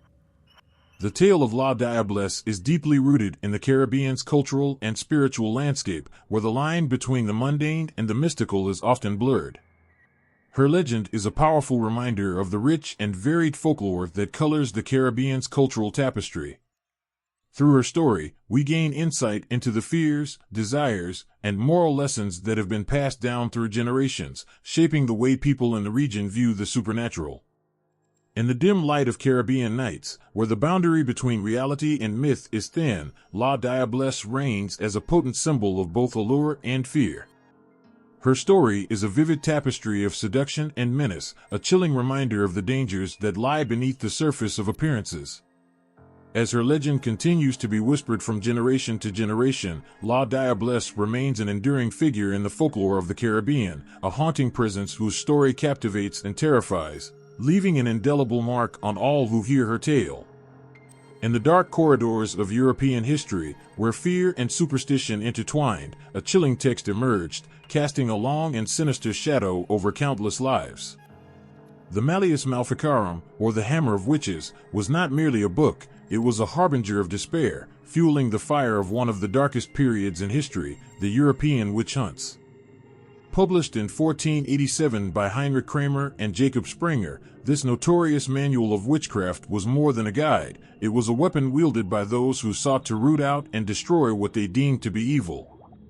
The authors, both inquisitors, crafted a chilling narrative that both defined and condemned witches in a way that would ripple through Europe, leaving a trail of suffering and horror. The Malleus Maleficarum played a crucial role in shaping the image of witches as malevolent beings, bent on subverting the natural order and defying the will of God. With its pages filled with grim detail, it painted witches not just as practitioners of dark magic, but as existential threats to Christian society. Its descriptions were designed to stoke the flames of fear, portraying witches as cunning, devious, and morally corrupt. The book's portrayal of witches as being in league with the devil, engaging in hideous rituals and causing harm through malevolent magic, fueled widespread hysteria. The Malleus Maleficarum went beyond mere description, it provided a set of chillingly precise methods for identifying, prosecuting, and punishing those accused of witchcraft. It offered a blueprint for the witch hunts that would soon engulf Europe, leading to a series of brutal inquisitions and trials.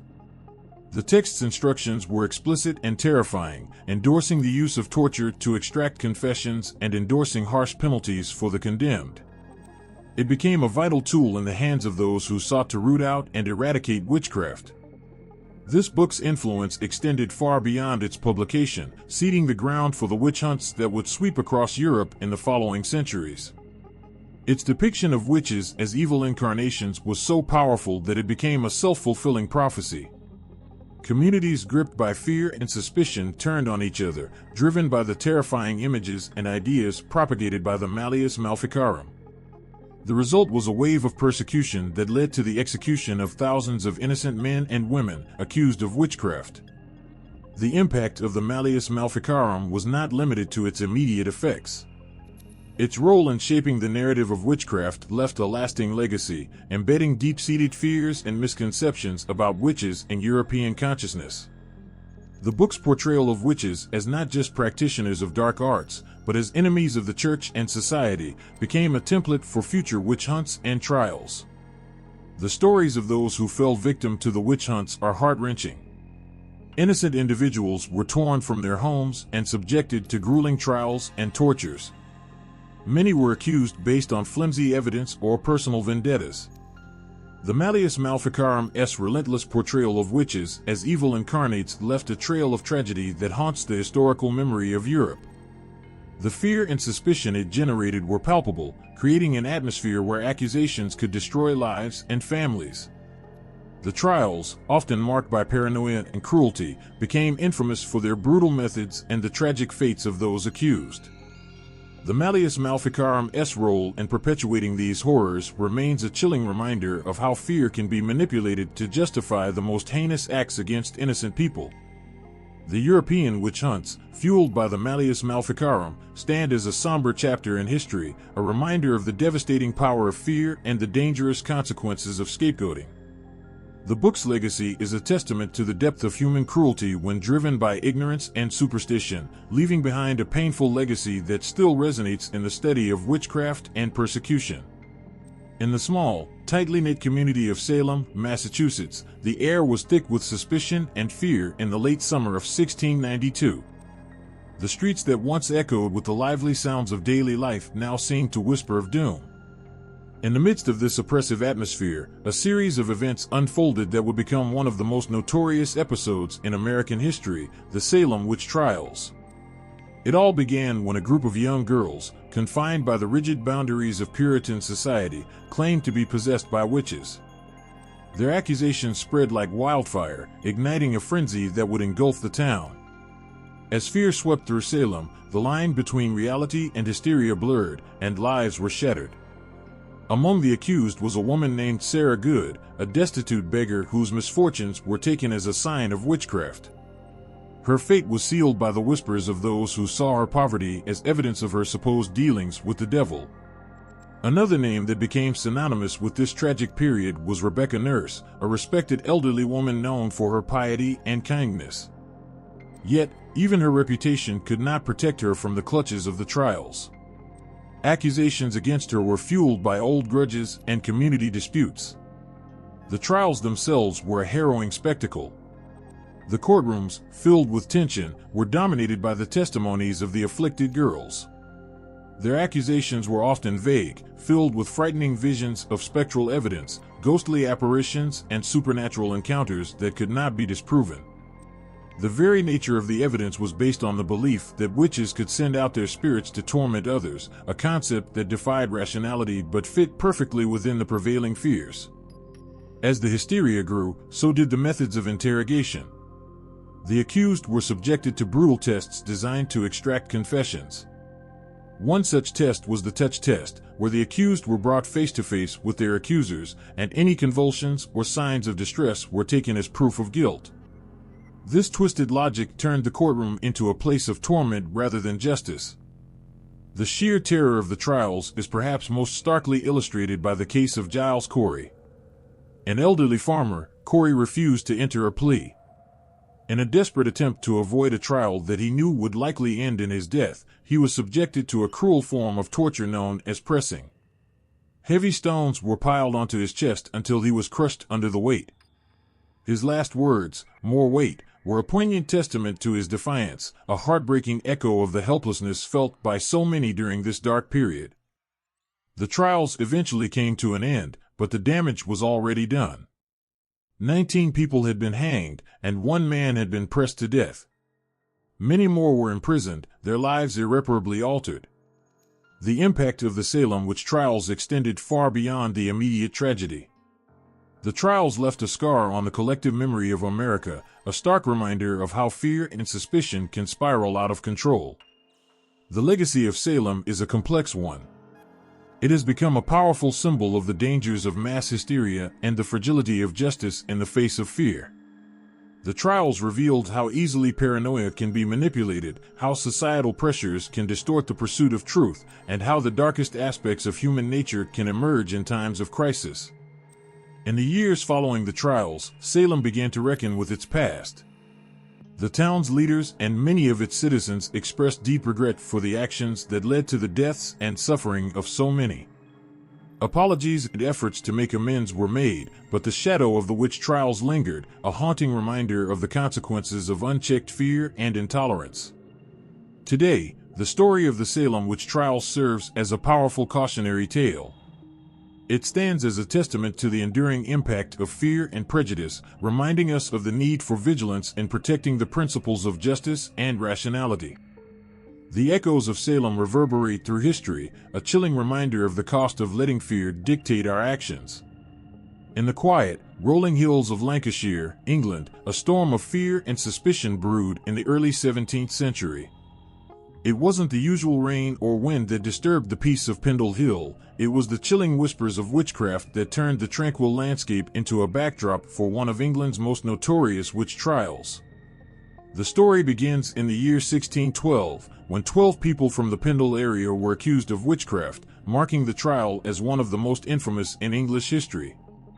Among the accused were the elderly Demdike and Chattox families, along with several of their kin. The accusations that led to their downfall were as tangled and dark as the shadows that clung to the bleak moors they inhabited.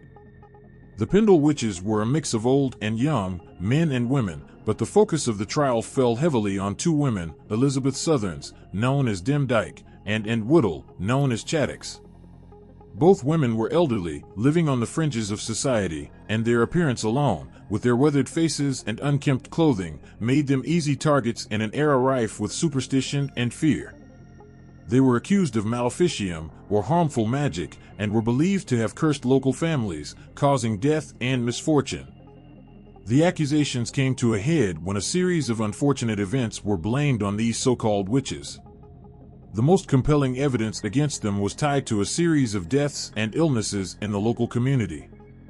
A particular case that added fuel to the fire was that of a man named John Law, who claimed that his illness and subsequent death were the result of witchcraft. His allegations, combined with other testimonies, painted a damning picture of the accused. In the shadow of Pendle Hill, the trial itself became a spectacle of fear and frenzy.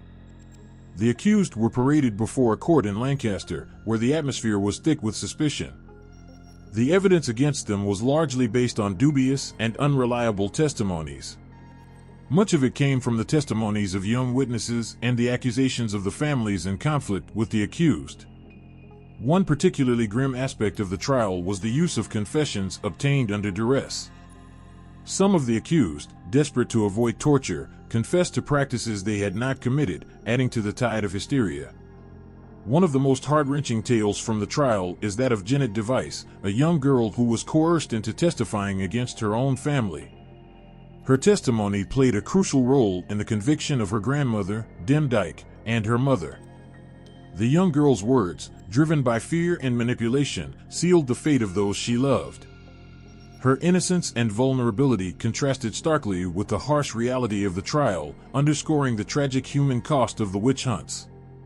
As the trial progressed, the evidence against the Pendle witches was scrutinized, but the prevailing fear of witchcraft clouded any semblance of justice. The court, driven by the desperate need to root out what was seen as a profound evil, was not easily swayed by reason or fairness. The jury's decision was tainted by the pervasive panic and the social pressures of the time. In the end, 10 of the 12 accused were found guilty. The Pendle witches were executed in August 1612, with the majority being hanged. Their deaths marked a grim chapter in the history of English witchcraft trials. The aftermath of the trial left a scar on the community, a stark reminder of the destructive power of fear and the vulnerability of those on society's margins. The Pendle witches' trial has since become a symbol of the tragic consequences of mass hysteria. The story of these witches reflects not only the paranoia that gripped England during this period, but also the way in which societal fears can be exploited to target the most vulnerable. Their tale is a somber reminder of the cost of unchecked suspicion and the importance of justice and compassion.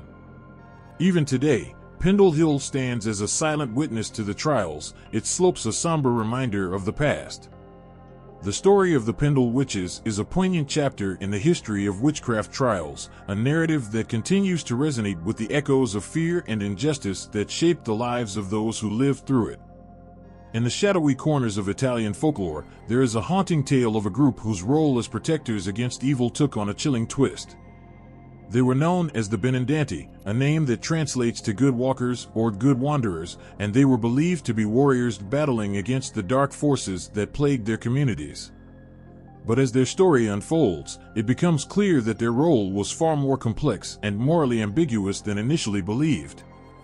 The Benandanti emerged in the 16th and 17th centuries, during a time when fear of witches and witchcraft was at its height across Europe. They were thought to be a special class of individuals who had been granted the power to protect their villages from witchcraft and other malevolent forces. These individuals claimed to have the ability to leave their bodies at night, traveling in spirit form to fight witches in a fantastical, dreamlike battle. Their nighttime battles were said to occur in a realm that existed parallel to the waking world, a shadowy place where the Benandanti would confront witches in a cosmic struggle between good and evil. These confrontations were described as fierce and terrifying, with the Benandanti using magical powers to defend their communities against harm. The belief was that their success or failure in these nocturnal battles would directly affect the well-being of their villages, influencing the fertility of the land and the health of the people. However, as the witch hunts intensified, the Benandanti's role became increasingly problematic. While they were initially seen as protectors, their practices and claims soon came under scrutiny. The authorities, eager to root out any form of witchcraft, began to question the true nature of the Benandanti. Were they truly the defenders of the community, or were they, in fact, witches themselves, using their powers for darker purposes? The conflict grew murkier when some of the Benandanti were accused of being witches. This ironic twist was fueled by the same fear and suspicion that had led to the witch hunts in the first place. Inquisitors began to investigate their claims of nocturnal battles, interpreting their activities as evidence of witchcraft rather than protection against it. The very people who had been seen as guardians were now being persecuted under the same suspicions they had once fought against. This paradox raises unsettling questions about the nature of their power and the fine line between good and evil. Were the Benandanti genuinely fighting against darkness, or were they engaging in a form of witchcraft that the authorities could not comprehend? Their stories reveal a profound irony. The very act of trying to protect their communities from witchcraft led to their own persecution, as their practices were viewed through the lens of fear and misunderstanding. The Benandanti story becomes a haunting reflection on the nature of belief and the consequences of fear-driven justice. Their nocturnal battles, once celebrated as heroic acts, became the basis for their persecution. Their tale underscores the tragic consequences of a society that, driven by fear and suspicion, is quick to label even its protectors as threats. In their last moments, the Benandanti faced a cruel twist of fate. Accused of witchcraft, they were often subjected to the same brutal methods of interrogation and punishment as those they had fought against. The very tools used to combat evil became instruments of their own suffering. The tragic irony of their fate lies in the fact that their attempts to safeguard their communities ultimately led to their own destruction. The story of the Benandanti serves as a poignant reminder of how fear and suspicion can distort our understanding of good and evil. Their tale, shrouded in both mystery and tragedy, illustrates the complexities of human belief and the destructive potential of unexamined fears. The good walkers, once seen as guardians, became tragic figures ensnared by the very darkness they sought to combat. Their story remains a powerful symbol of the dark side of fear and the fragile nature of justice. In the dead of night, under a shroud of darkness, a sinister and mysterious gathering unfolds. This gathering, known as the Witches' Sabbath, has haunted the imaginations of countless generations, painting a vivid picture of fear and fascination. For centuries, this eerie tradition captured the grim fascination of medieval and early modern Europe, turning the quiet night into a stage for the darkest of rituals. The Witches' Sabbath, according to the tales told around hearths and whispered in shadowed corners, was not just a meeting of witches but a nightmarish congregation where the boundaries between the real and the supernatural blurred. The darkness was their ally, concealing their activities from the prying eyes of the righteous and the fearful. In the heart of the night, beneath the cold gaze of a full moon, these witches were said to gather for their unholy ceremonies, casting spells and making pacts with the devil himself. The stories that emerged from these Sabbaths were both chilling and mesmerizing. Villagers spoke of witches flying through the sky on broomsticks, their shadows flickering like ghosts against the pale moonlight. They spoke of wild dances in the woods, where the participants would whirl and spin in frenzied movements, lost in a trance of dark ecstasy.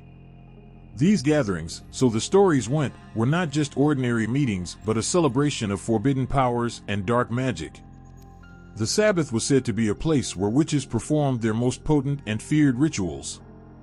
They would summon spirits, call upon dark forces, and engage in ceremonies that defied the very laws of nature. It was believed that these witches could transform into animals, communicate with demons, and wield magic that could bring about death and destruction. The fear was palpable, as people believed that these witches had the power to curse anyone who crossed them, bringing sickness, misfortune, and even death. Yet, the Sabbath was not just a gathering of fearsome practitioners. It was also a place of forbidden knowledge, where secrets were shared and dark powers were harnessed. The witches, in their twisted form of communion, were thought to gain insight into the unknown, to learn spells that could alter reality, and to challenge the very fabric of the world as understood by the church and society. For those who believed, the Sabbath was a night of unholy communion and a place where the veil between the living and the dead was at its thinnest. The idea of the Sabbath became a powerful tool in the hands of the authorities who were eager to root out what they saw as a threat to their control. Accusations of participation in the Sabbath were often used to justify the harshest of punishments. Those accused of witchcraft were tortured into confessions, their wild tales of nocturnal gatherings used to justify their execution. The Sabbath, once a fearsome symbol of rebellion against the established order, became a catch-all for all manner of accusations, a dark and horrifying specter that was used to justify the persecution of countless innocents. For the accused, the Sabbath was a nightmare made flesh.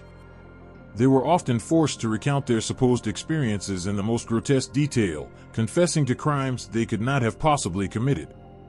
Their tales, whether true or fabricated under duress, painted a picture of a nightmarish world where the ordinary laws of life and death did not apply. The Sabbath became a symbol of their deepest fears and the darkest corners of their imaginations. As the witch hunts swept across Europe, the Sabbath transformed from a myth into a tool of terror. It became the dark heart of the witch trials, a symbol of everything that was feared and unknown.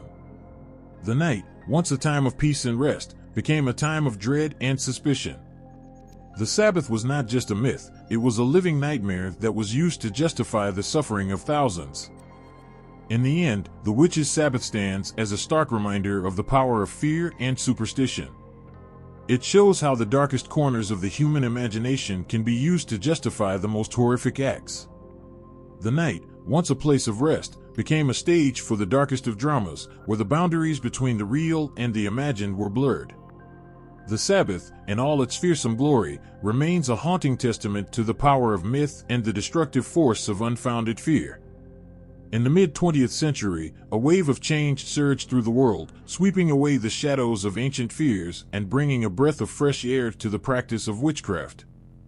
This was not a return to the dark days of persecution and paranoia, but rather a revival that sought to reclaim and reshape old traditions with a new light. The rise of Wicca, a modern spiritual path, marked a profound transformation in how witchcraft was perceived and practiced.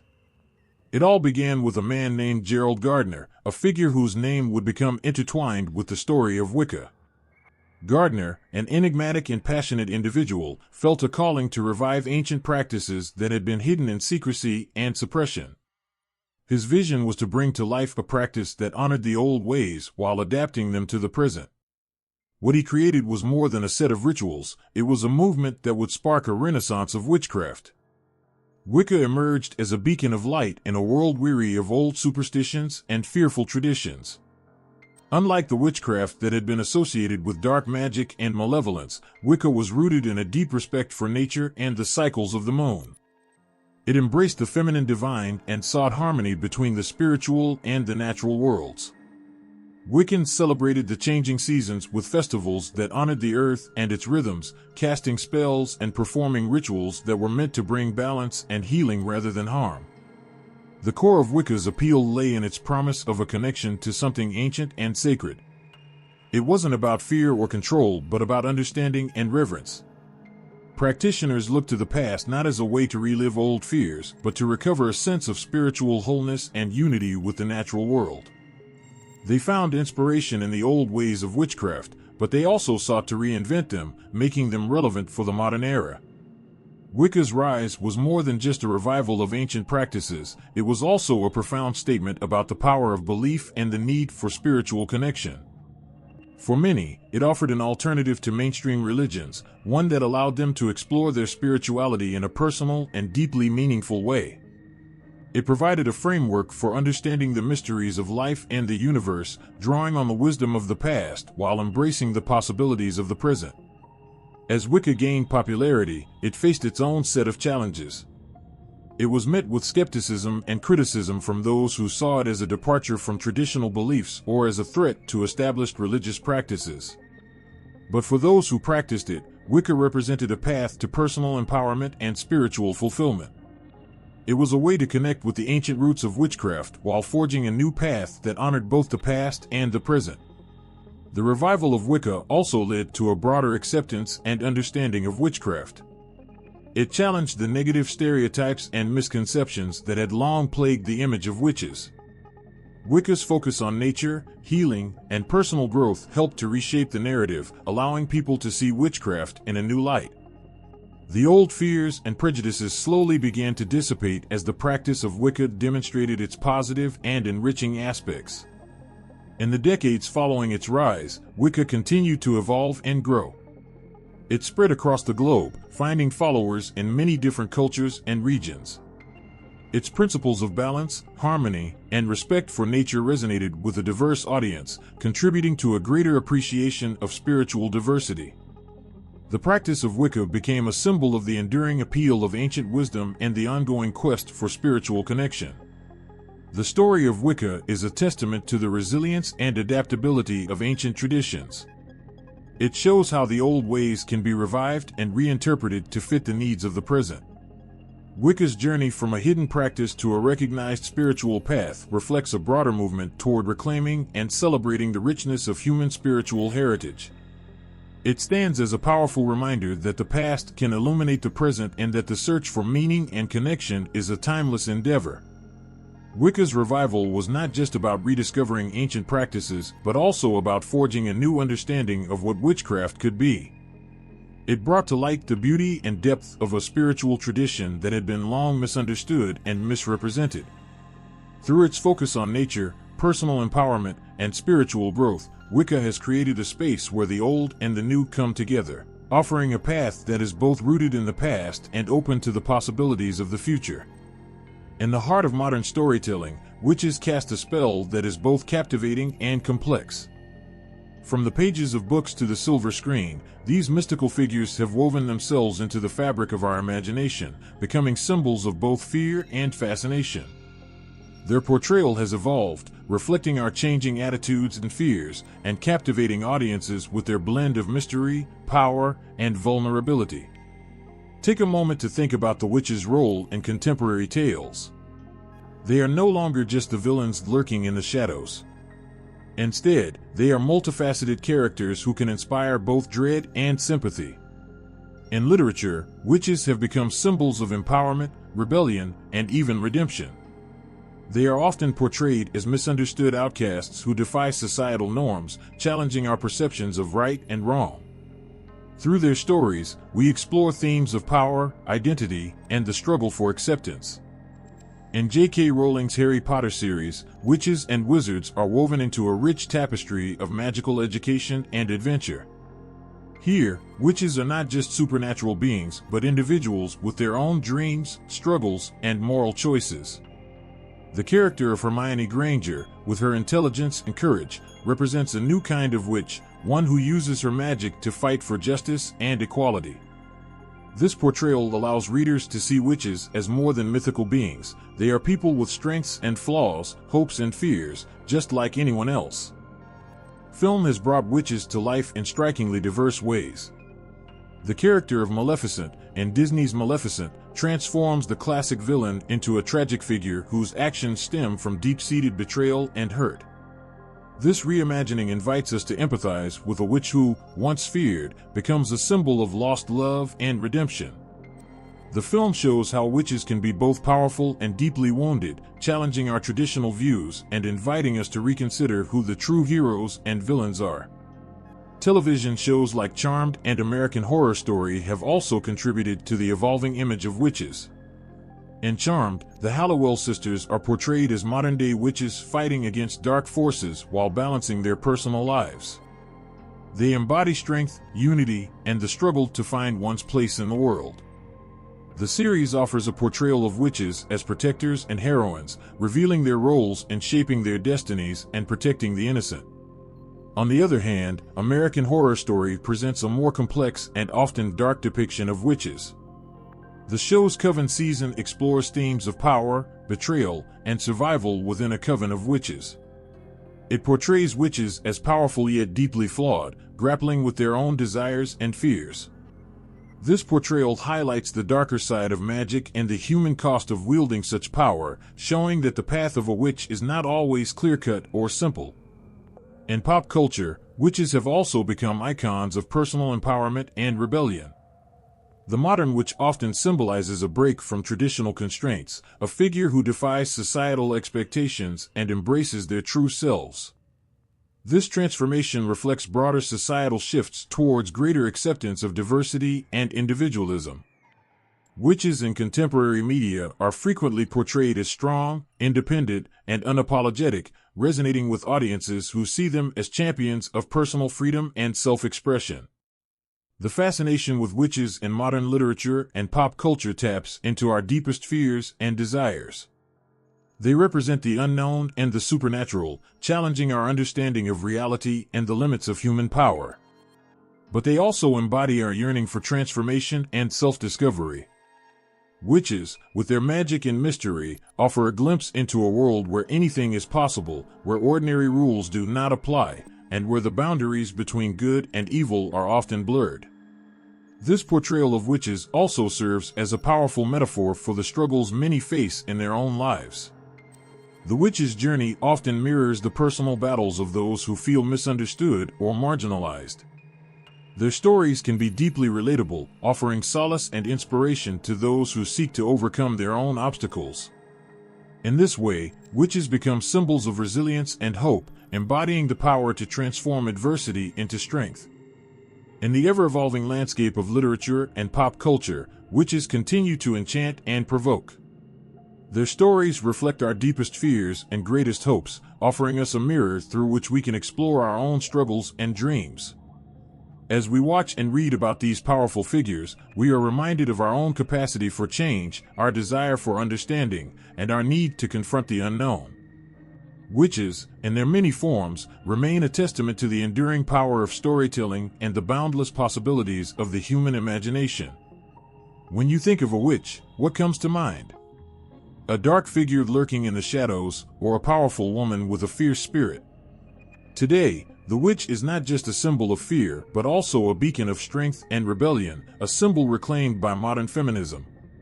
This transformation from a figure of terror to a symbol of empowerment speaks volumes about how we view women and their roles in society. The witch, once portrayed as an evil sorceress, has become a powerful emblem of female empowerment. In past centuries, women who were different or defied societal norms were often labeled as witches and persecuted. This historical misuse of the term has been turned on its head in modern times. Today's witches are not the sinister figures of old, but rather symbols of resistance and self-determination. Imagine a woman standing tall against the odds, unafraid to speak her mind and challenge the status quo. This is the modern witch, someone who embraces her power and her right to forge her own path. In feminist movements, the witch is a figure of defiance against a world that often seeks to silence or control women. She represents the strength to stand alone, the courage to defy expectations, and the will to break free from constraints. The witch's new role in feminist movements is deeply connected to reclaiming and redefining power. In times past, women who were seen as too outspoken or too independent were often labeled witches as a way to suppress their influence. By reclaiming the witch, modern feminists have turned this symbol of oppression into a powerful sign of liberation. It is a way of saying that being different, being outspoken, and being powerful are not things to be feared or punished, but celebrated. Consider how the witch is portrayed in contemporary media. She is often shown as a wise, strong woman who stands up against injustice and fights for her own beliefs. These portrayals challenge traditional gender roles and stereotypes, showing women as leaders, warriors, and visionaries. The witch's magic, once used as a tool of manipulation and control, is now seen as a metaphor for personal strength and self-empowerment. This shift is also reflected in the growing interest in witchcraft and spirituality among women today. Many are turning to practices like Wicca or other forms of modern witchcraft as a way to connect with their own power and intuition. These practices emphasize self-care, personal growth, and a deep connection to nature, all of which are powerful tools for empowerment. By embracing these practices, women are reclaiming their connection to the feminine divine and challenging the outdated narratives of fear and subjugation. The witch's role as a feminist icon is also visible in literature and art. Books, movies, and other media often depict witches as strong female characters who overcome significant obstacles. These stories resonate with many women who see in these characters a reflection of their own struggles and aspirations. The witch becomes a symbol of resilience and defiance, showing that women can break free from societal expectations and create their own destiny. In reclaiming the witch, feminists are also confronting and challenging the ways in which society has historically marginalized and persecuted women. The witch's story is a reminder of the very real dangers faced by those who defy norms and resist oppression. By bringing the witch back into the light, feminists are not only honoring the strength of those who came before, but also asserting their own right to be heard and respected. This reclamation of the witch is more than just a symbolic gesture. It represents a broader cultural shift towards valuing women's voices and experiences. The witch, in a new form, embodies the struggle for gender equality, the fight against discrimination, and the pursuit of personal freedom. She is a powerful reminder that women have always had the strength to shape their own lives and challenge the status quo. In embracing the witch as a symbol of empowerment, modern feminists are creating a new narrative, one where strength, independence, and defiance are celebrated rather than condemned. The witch is no longer a figure to be feared, but a symbol of resilience and power. She stands as a testament to the enduring spirit of women who refuse to be silenced or constrained. This new role of the witch serves as a powerful reminder of the strength and determination that lies within us all, and the ongoing fight for a world where everyone's voice is heard and valued. In a world brimming with noise and artificiality, the Green Witch offers a sanctuary of serenity and renewal. She embodies a deep connection to nature, weaving together ancient practices with modern understanding to forge a path of healing and harmony. To encounter the Green Witch is to step into a realm where the natural world and the mystical intertwine seamlessly, offering solace and wisdom that echoes through the leaves and whispers in the wind. The Green Witch is not just a figure in folklore, but a vibrant presence in contemporary witchcraft. Her practice is rooted in a profound respect for nature, recognizing the earth as a living, breathing entity that provides both the tools and the wisdom necessary for spiritual growth and healing. Her connection to the natural world is both personal and universal, a bond that guides her every action and thought. Imagine the Green Witch tending to her herb garden, hands gently cradling the soil as she plants seeds of healing. Each herb, from the calming lavender to the invigorating rosemary, holds a unique energy that she harnesses for her rituals and remedies. Her garden is her sanctuary, a place where she communes with the earth and finds the ingredients for her spells and potions. In this sacred space, the line between the mundane and the magical blurs, and the power of nature becomes palpable. Her practice extends beyond the garden, reaching into the forests, fields, and even urban environments.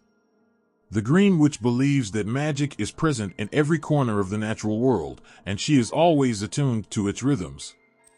She gathers wildflowers, collects rainwater, and listens to the songs of birds, all the while drawing inspiration and strength from these simple yet profound interactions with nature. Healing is at the heart of the Green Witch's work. She uses her knowledge of plants and natural remedies to address physical and emotional ailments, often blending traditional herbal wisdom with modern techniques. Her healing practices are deeply personal, reflecting her understanding of each individual's needs and the belief that true healing comes from a balance between the body, mind, and spirit. Her remedies are crafted with care, intention, and a deep respect for the healing properties of the natural world. The Green Witch's rituals are infused with the cycles of the moon and the changing seasons, marking the passage of time and the ebb and flow of energy. She celebrates the solstices and equinoxes, honoring the turning of the wheel of the year with ceremonies that reflect her reverence for nature. These rituals are not just about marking time, but about connecting with the rhythms of the earth and aligning her own energy with its cycles. In her practice, the Green Witch also embraces the wisdom of ancestors and the traditions of various cultures. She may draw upon ancient texts or oral traditions, incorporating practices that have been passed down through generations. This respect for tradition is balanced with a modern approach, allowing her to adapt and innovate while staying true to the core principles of her practice. The Green Witch's role extends into the community as well. She often acts as a guide and mentor, sharing her knowledge with others who seek a deeper connection to nature and spirituality. Her teachings emphasize the importance of living in harmony with the earth and using natural resources responsibly. Through workshops, teachings, or simple acts of kindness, she spreads her message of healing and balance, helping others to find their own path. To encounter a green witch is to witness a life lived in harmony with the natural world. Her practice is a testament to the enduring power of nature and its ability to nurture and heal. Her rituals, remedies, and teachings reflect a deep love and respect for the earth, demonstrating how ancient wisdom can be harmoniously integrated into modern life. In a world often disconnected from nature, the Green Witch offers a path back to simplicity, balance, and a profound understanding of the interconnectedness of all life. In the vibrant tapestry of African and Caribbean cultures, witches are not just relics of ancient folklore but are woven into the very fabric of contemporary life. Their stories pulse with the rhythms of the past and the struggles of the present, their influence a testament to the enduring power of tradition and belief. To hear their tales is to feel a shiver of awe, a reminder of the deep-seated fears and hopes that have traveled through generations. In African communities, witches are often viewed through a lens of both reverence and fear. These figures hold a profound place in the spiritual landscape, seen as powerful intermediaries between the human world and the supernatural. They are guardians of ancient wisdom, possessing knowledge that can heal or harm. The stories of these witches are rich and multifaceted, often reflecting the complexities of societal norms and personal struggles. One such figure is the Juju woman of West Africa, who wields both the power of spiritual healing and the feared ability to curse. She is a figure of awe, her powers connected to deep-rooted traditions and beliefs. In many villages, she is a source of both hope and fear, her presence a reminder of the invisible forces that shape the community's fate. Her rituals are vibrant, filled with chants and dances that bridge the gap between the living and the spiritual world. Her role is not just to heal but to maintain balance, to ensure that the delicate equilibrium between the seen and unseen realms is preserved. Similarly, in the Caribbean, witches continue to be powerful symbols of mystery and authority. The folklore of islands like Haiti and Jamaica teems with stories of supernatural beings whose influence is felt in the everyday lives of the people. Here, the witch is not just a figure of myth but a tangible presence in the community's spiritual practices. In Haitian Vodou, the Bakar is a witch with a dual nature. On one hand, the Bakar practices dark magic, capable of curses and malevolent spells. On the other, this figure is also a skilled healer, using their knowledge to assist those in need. The Bakar's role is a complex one, blending fear with reverence. They are believed to possess a deep understanding of the spiritual and physical worlds, their powers both a blessing and a curse. The stories of the Bakar are filled with intense emotion and drama, reflecting the high stakes involved in their interactions with the spirit world. Jamaican folklore speaks of the Douin, a type of witch or spirit associated with children and the woods.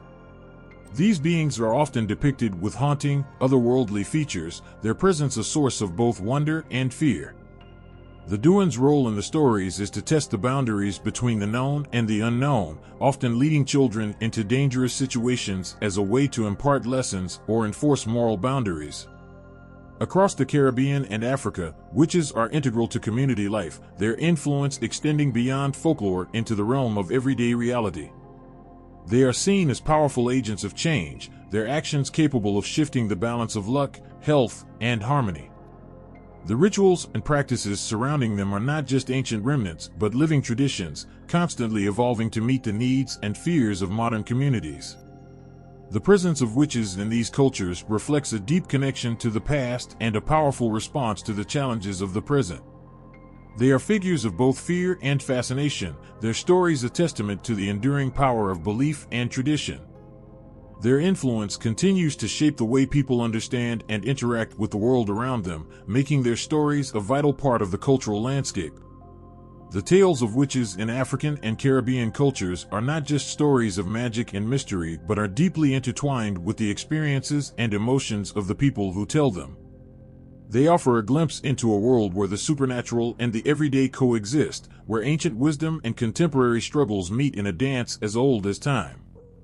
The continuing influence of these witches serves as a powerful reminder of the enduring strength of cultural heritage and the ever-present role of the mystical in shaping human experience. Imagine the chilling dread that settled over communities centuries ago when the accusation of witchcraft could seal a person's fate. Throughout history, laws against witchcraft have carved out a harrowing legacy of fear, suffering, and injustice. These laws didn't just shape the lives of those accused, they left scars on entire societies, haunting them with the memory of those who were lost and the reasons why they were lost. In ancient Rome and Greece, accusations of witchcraft were taken seriously, but their legal consequences were less brutal compared to what was to come. The Romans had laws to combat magic but were more concerned with fraud and maleficence rather than outright witch hunts. It was the medieval and early modern periods that witnessed the most devastating impacts of witchcraft laws, where suspicion and superstition turned into systematic persecution. As Christianity spread across Europe, the Church became deeply involved in matters of witchcraft. The medieval period saw the rise of laws that not only condemned witchcraft but also sanctioned horrific practices to root it out. In 1484, Pope Innocent VIII issued a papal bull, Summis Desiderans Effectibus, which officially sanctioned the persecution of witches and marked the beginning of a dark chapter. This decree legitimized the hunt for witches and allowed inquisitors to use torture to extract confessions. The very fabric of society began to unravel under the weight of fear and suspicion as neighbors turned on one another. The 16th and 17th centuries were marked by an unprecedented intensity of witch trials. The Malleus Maleficarum, or the Hammer of Witches, published in 1487, played a crucial role in shaping this era. Written by two German monks, it detailed how to identify, interrogate, and condemn witches. The book was more than just a guide, it became a manual for the witch hunts that followed. Its impact was profound, fueling paranoia and legitimizing the brutal practices of witch trials across Europe. The Salem witch trials of 1692 in colonial Massachusetts stand as one of the most infamous examples of witchcraft laws gone awry. In Salem, a community gripped by fear and religious fervor witnessed a series of trials and executions that left a mark on history. The trials began with a few girls accusing local women of witchcraft. The hysteria spread like wildfire, leading to the execution of 20 people, most of them women, and the imprisonment of many others. The very fabric of the Salem community was torn apart by suspicion and scapegoating, driven by the legal system's willingness to accept flimsy evidence and tortured confessions. The impact of witchcraft laws extended beyond Europe and the American colonies. In Africa, the witch hunts of the colonial era had devastating effects. European colonialists imposed their own laws and beliefs on African societies, often leading to tragic consequences. Accusations of witchcraft were used as tools of control, leading to the persecution of those who were seen as threats to colonial authority or societal norms. The horrors of witchcraft trials in Africa mirrored those of Europe, leaving a legacy of fear and injustice that continues to affect communities today. As the Enlightenment brought about a shift in thinking, the belief in witchcraft began to wane. The 18th century saw a decline in witch trials and a growing recognition of the injustices that had been committed. Philosophers and reformers began to question the legitimacy of witchcraft accusations and the cruelty of the trials. Slowly, the legal repercussions of witchcraft began to change, with laws being reformed or abolished in many countries. In the modern era, the legacy of witchcraft laws still lingers. While outright witch hunts are rare, the scars of past injustices can still be felt. The historical impact of these laws serves as a powerful reminder of the dangers of allowing fear and superstition to dictate legal practices. The trials and executions that once took place in the name of witchcraft are a haunting testament to the human cost of such beliefs. The history of witchcraft laws is not just a tale of fear and persecution, it is a story of human suffering and the struggle for justice. It serves as a sobering reminder of the importance of reason and compassion in the face of fear and ignorance.